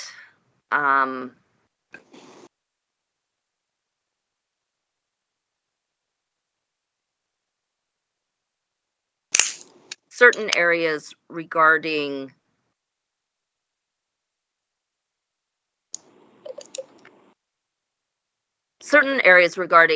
going back to hiring. I mean, one of the things that we had discussed was that the parking authority has 500% more employees than comparable parking authorities across the country. Many of these jobs go to individuals who are politically connected. A 2019 audit by the city controller found that it was 23%, or 25 employees of 107 employees sampled either held political positions or resided with someone who did, and specifically 21 employees were or lived with a committee person, 2 were ward leaders, 2 were committee and 2 were both committee members and ward leaders. And the study did not count employees who might otherwise have had influential political connections, such as close friends, extended family members. So again, I think these positions make up more than a quarter of the workforce. Can you explain why that is the case? No, I cannot. These hires occurred before I was here. I cannot, but I will also note that we did respond in writing to the controller's report, out of which, to which you are referring. We did respond in writing. We could certainly make that available to you. Since that report was done in 2019, have those numbers changed at all? I have no idea. Okay, so you responded to the report in writing, but you don't know I whether did not anything has changed. respond in writing. I know, At the time but of that report, it was respondent. So I don't yes. know who is politically connected. I do not ask people, nor does the board, political party affiliation. I have no idea. So I think earlier, Chair Grossman, one of the things that you had said is that you are, attentive to and should be attentive to reports that have been done by the authority, including recommendations that have been made. And you have been the chair since September of 2021, or you've been the chair since October of 2021. And I'm trying to understand, while again, am clear that you may not be responsible for the past. You are responsible for what happens from the moment you stepped onto the board. And that includes being aware of areas that have been publicly reported as glaring areas of problems, and not willfully responding, knowing, or investigating raises questions about neglect or willfulness about not doing that. So I'm just trying to give you some area to respond back about why you're not interested in, paying attention to, inquiring about, or seeing any changes around an area that's been highlighted before. Please don't put words in my mouth. Second of all, we are committed to making our hiring process open and fair. We look forward to people applying on our website. We look forward to hiring the people who are the most qualified and have the best skills for their jobs. So to think that I'm neglecting this or not concerned, that's not so. Okay, I asked you specifically about positions and whether there had been any changes around particularly patronage positions, political hires. You said that you were not interested. You don't ask about that. Do you consider it an area of concern? Interested in this, and I'm certainly, but I don't ask, all I could say is, no, first of all, I don't want it to be a place of patronage. Second of all, we're happy, again, to explore this with our third-party HR person who's coming in to look at this. But again, the board is committed to hiring those people who want to work here, wish to have careers here, and are the best people to hire for the job. We want talented folks who are committed to the mission of the Parking Authority. And I appreciate that. I do. I do think it's notable, though, that your website still allows people to randomly apply for a job, even though it may not be listed. So they can just submit things. And I don't know if that's typical of most public agencies or in a public hiring process. I don't know how to answer that. Universities do that as well. You keep people's resumes online. I don't think anything is wrong with that. Okay, you don't think there's any problem, even though in past practices there are a number of individuals who hold jobs for which there were never public advertisements for or formal titles with prior to their hire? Within the PPA? Yes. Sorry, I can't. Well, no, we are committed to advertising all jobs. Or doing Okay. so before. And hiring for jobs that have been advertised and not creating jobs. Correct. Okay, I appreciate that.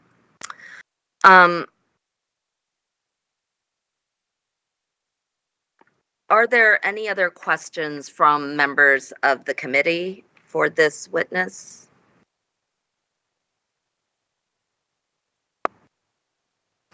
Madam Yes. Madam Co-Chair, I just have a question. Yes. Thank you very much. The chair for, recognizes my Ms. co-chair, Grossman. Councilmember Green. Yeah, I just wanted, during the colloquy with Co-Chair Gim, you made reference to human resources professional. So I want to make sure I understand that earlier when I was asking you questions, you made reference to bringing a third-party entity to come in to review the finances, the positions, staffing, policies from a financial perspective.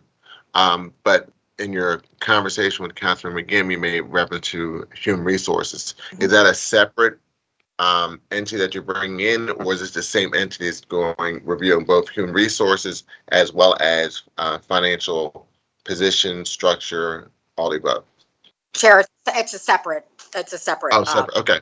So, yeah, they're two such distinct things. So again, it will be a deep dive into HR practices, policies, and procedures, and okay. hiring. And so, have you issued an RFP? Are you drafting an RFP? And what's the timeline for this HR third-party entity to come in? RFP has been issued. I think we are reviewing those that have been submitted. Again, I can find that answer after you. I'm not on that committee, but we're well underway, I think, with the receipt of people who have submitted. So then within the board, you've established a committee to focus on HR issues. You issue the RFP.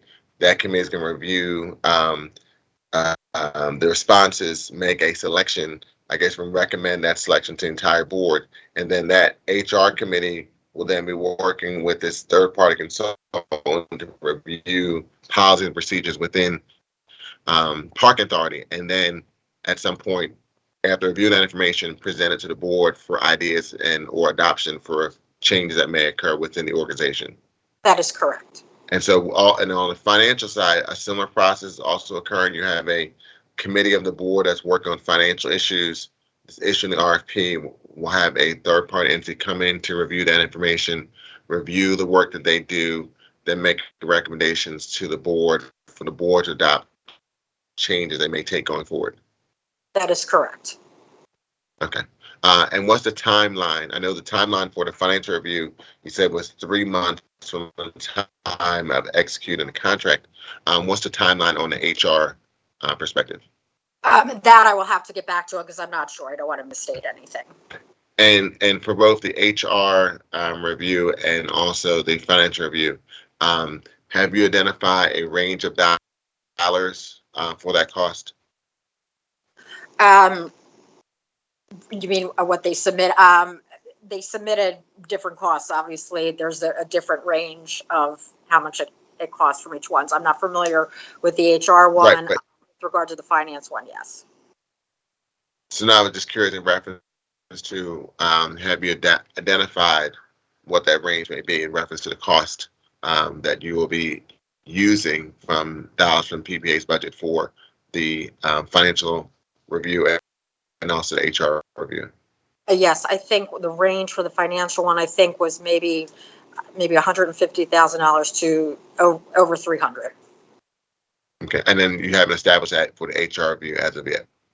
That I do not know. I don't want to. I'm Okay, not on but that the committee may know that. Gotcha. Gotcha. Okay. But we think that this is a. And once the board is now, how many members? I'm sorry. I'm sorry. What is? No, I guess my other question, what's the current size of the board as of right now? 6. 6 members? Yes. Is there another vacancy? Okay. And then when do you anticipate being at the full complement for the board? We have a full complement of the board. Oh, so the board only has 6 members? Correct. Gotcha. Okay. All right. Thank you, Madam Co-Chair. Thank you, Co-Chair Green. Chair Grossman, I think we are at the conclusion of this section of the hearing, but I want to make it clear that the PPA still needs to provide us with documents that were not submitted. This is particularly important given the refusal to commit to the requests, some of the requests by the city finance director. We cannot possibly know how you're spending public money based on incomplete documents and the answers that were given today. So we want to make it clear that we will still be requesting those documents from you. We will put it in writing. We would prefer not to have to subpoena, but if necessary, we will do so. But I think if we can have a commitment from you that a response will be given within the next 30 days, that we don't have to go through a formal subpoena process as we felt that we had to before. But to make it clear, even though we went through a formal subpoena process, we did not get the requested documents, and in fact got 750 pages that were jumbled together in a single PDF and were not searchable. In the interests of transparency and collaboration, we don't feel like that was a good step, and would request that future documents to this committee and to this council body be delivered in a manner that would be reflective of real interest in the collaborative work necessary to correct past mistakes, so that we don't repeat them going forward into the future. I would like to thank all the panels and witnesses for their participation today. Thank you very much for your time. And you can disconnect. Before we formally conclude, Co-Chair Green, I wanted to offer any time for any of my colleagues to offer any other closing remarks or questions.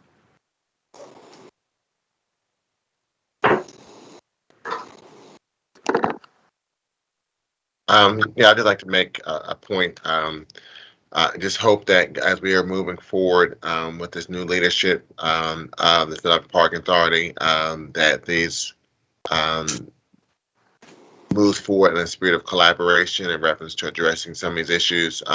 Look forward to getting more information regarding the review that will be done by the HR entity as well as your financial entity in reference to how the Park Authority can improve as an organization, and also I'm sure they'll have their own suggestions regarding the operations and financial and fiscal matters of the organization, and hopefully that we are now moving in a new direction with a spirit of collaboration, both for the organization and activities it's trying to achieve within the city of Philadelphia.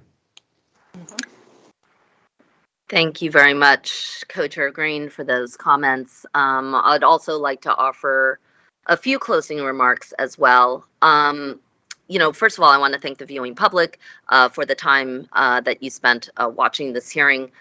We came into it with the level of seriousness, and of course came into it under, at a time when the Parking Authority had made what,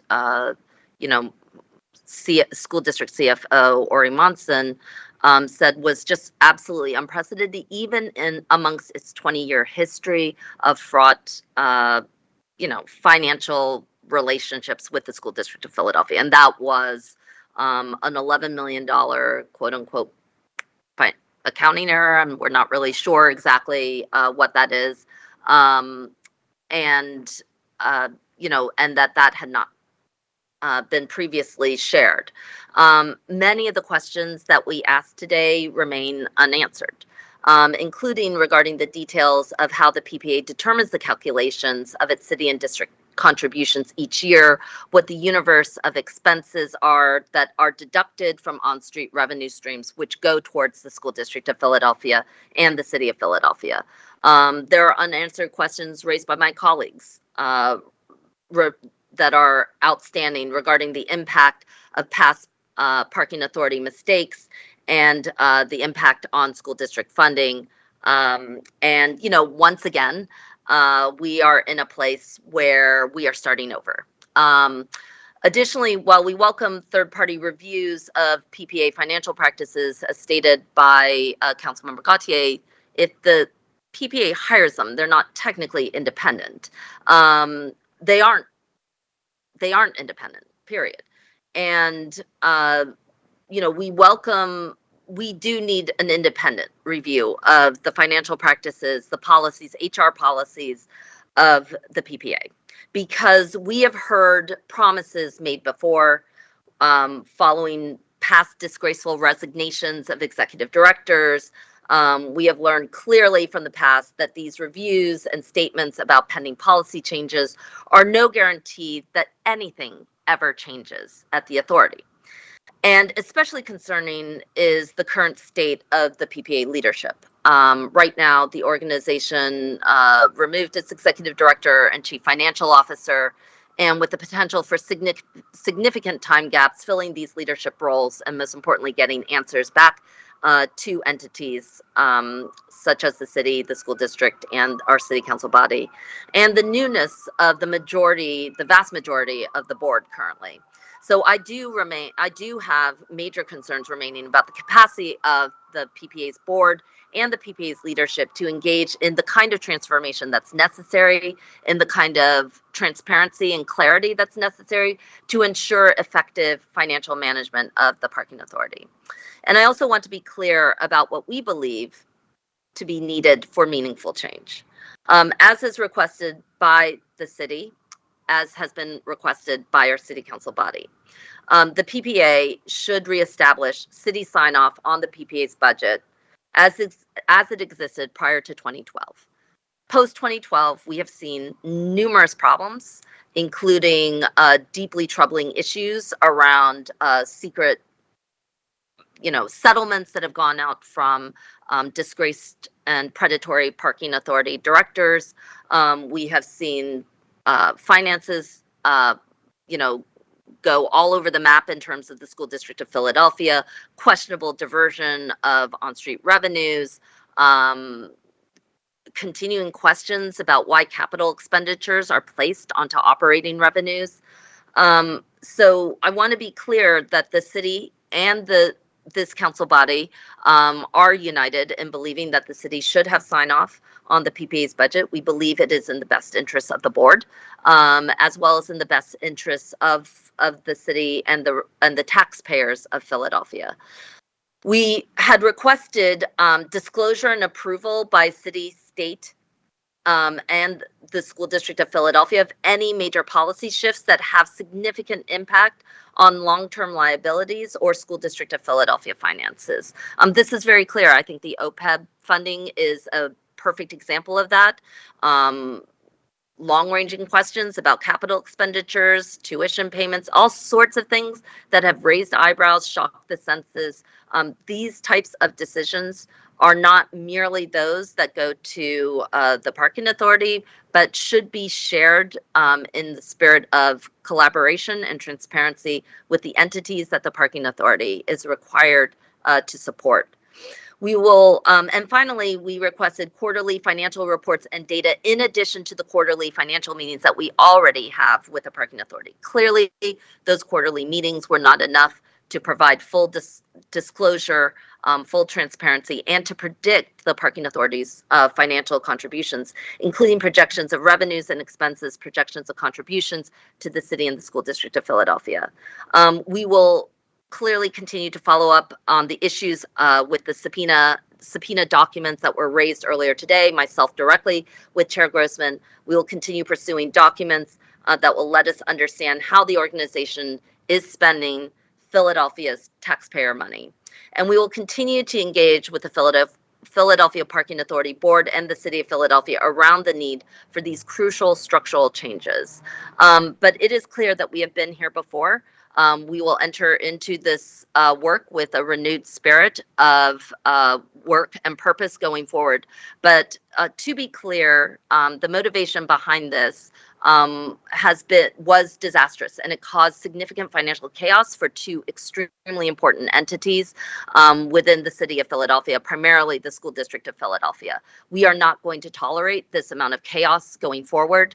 We will continue to hold the parking authority accountable as we hold ourselves and our city accountable to its obligations. And this hearing will be continued at a later date. Before we conclude, is there anyone else here to testify on the resolution whose name has not yet been called? Hearing none, this concludes the business before the Joint Committee on Children and Youth and on Finance for today. I want to thank the committee members on Children and Youth and on Finance. I want to especially thank my co-chair of the Finance Committee, Councilmember Green, for his work in this area and his partnership in making sure that we get answers. We will now recess this hearing until the call of the chair, and thank you everybody for your attention to this very important issue. Thank you, Madam Chair. Have a good day. Thank you very much.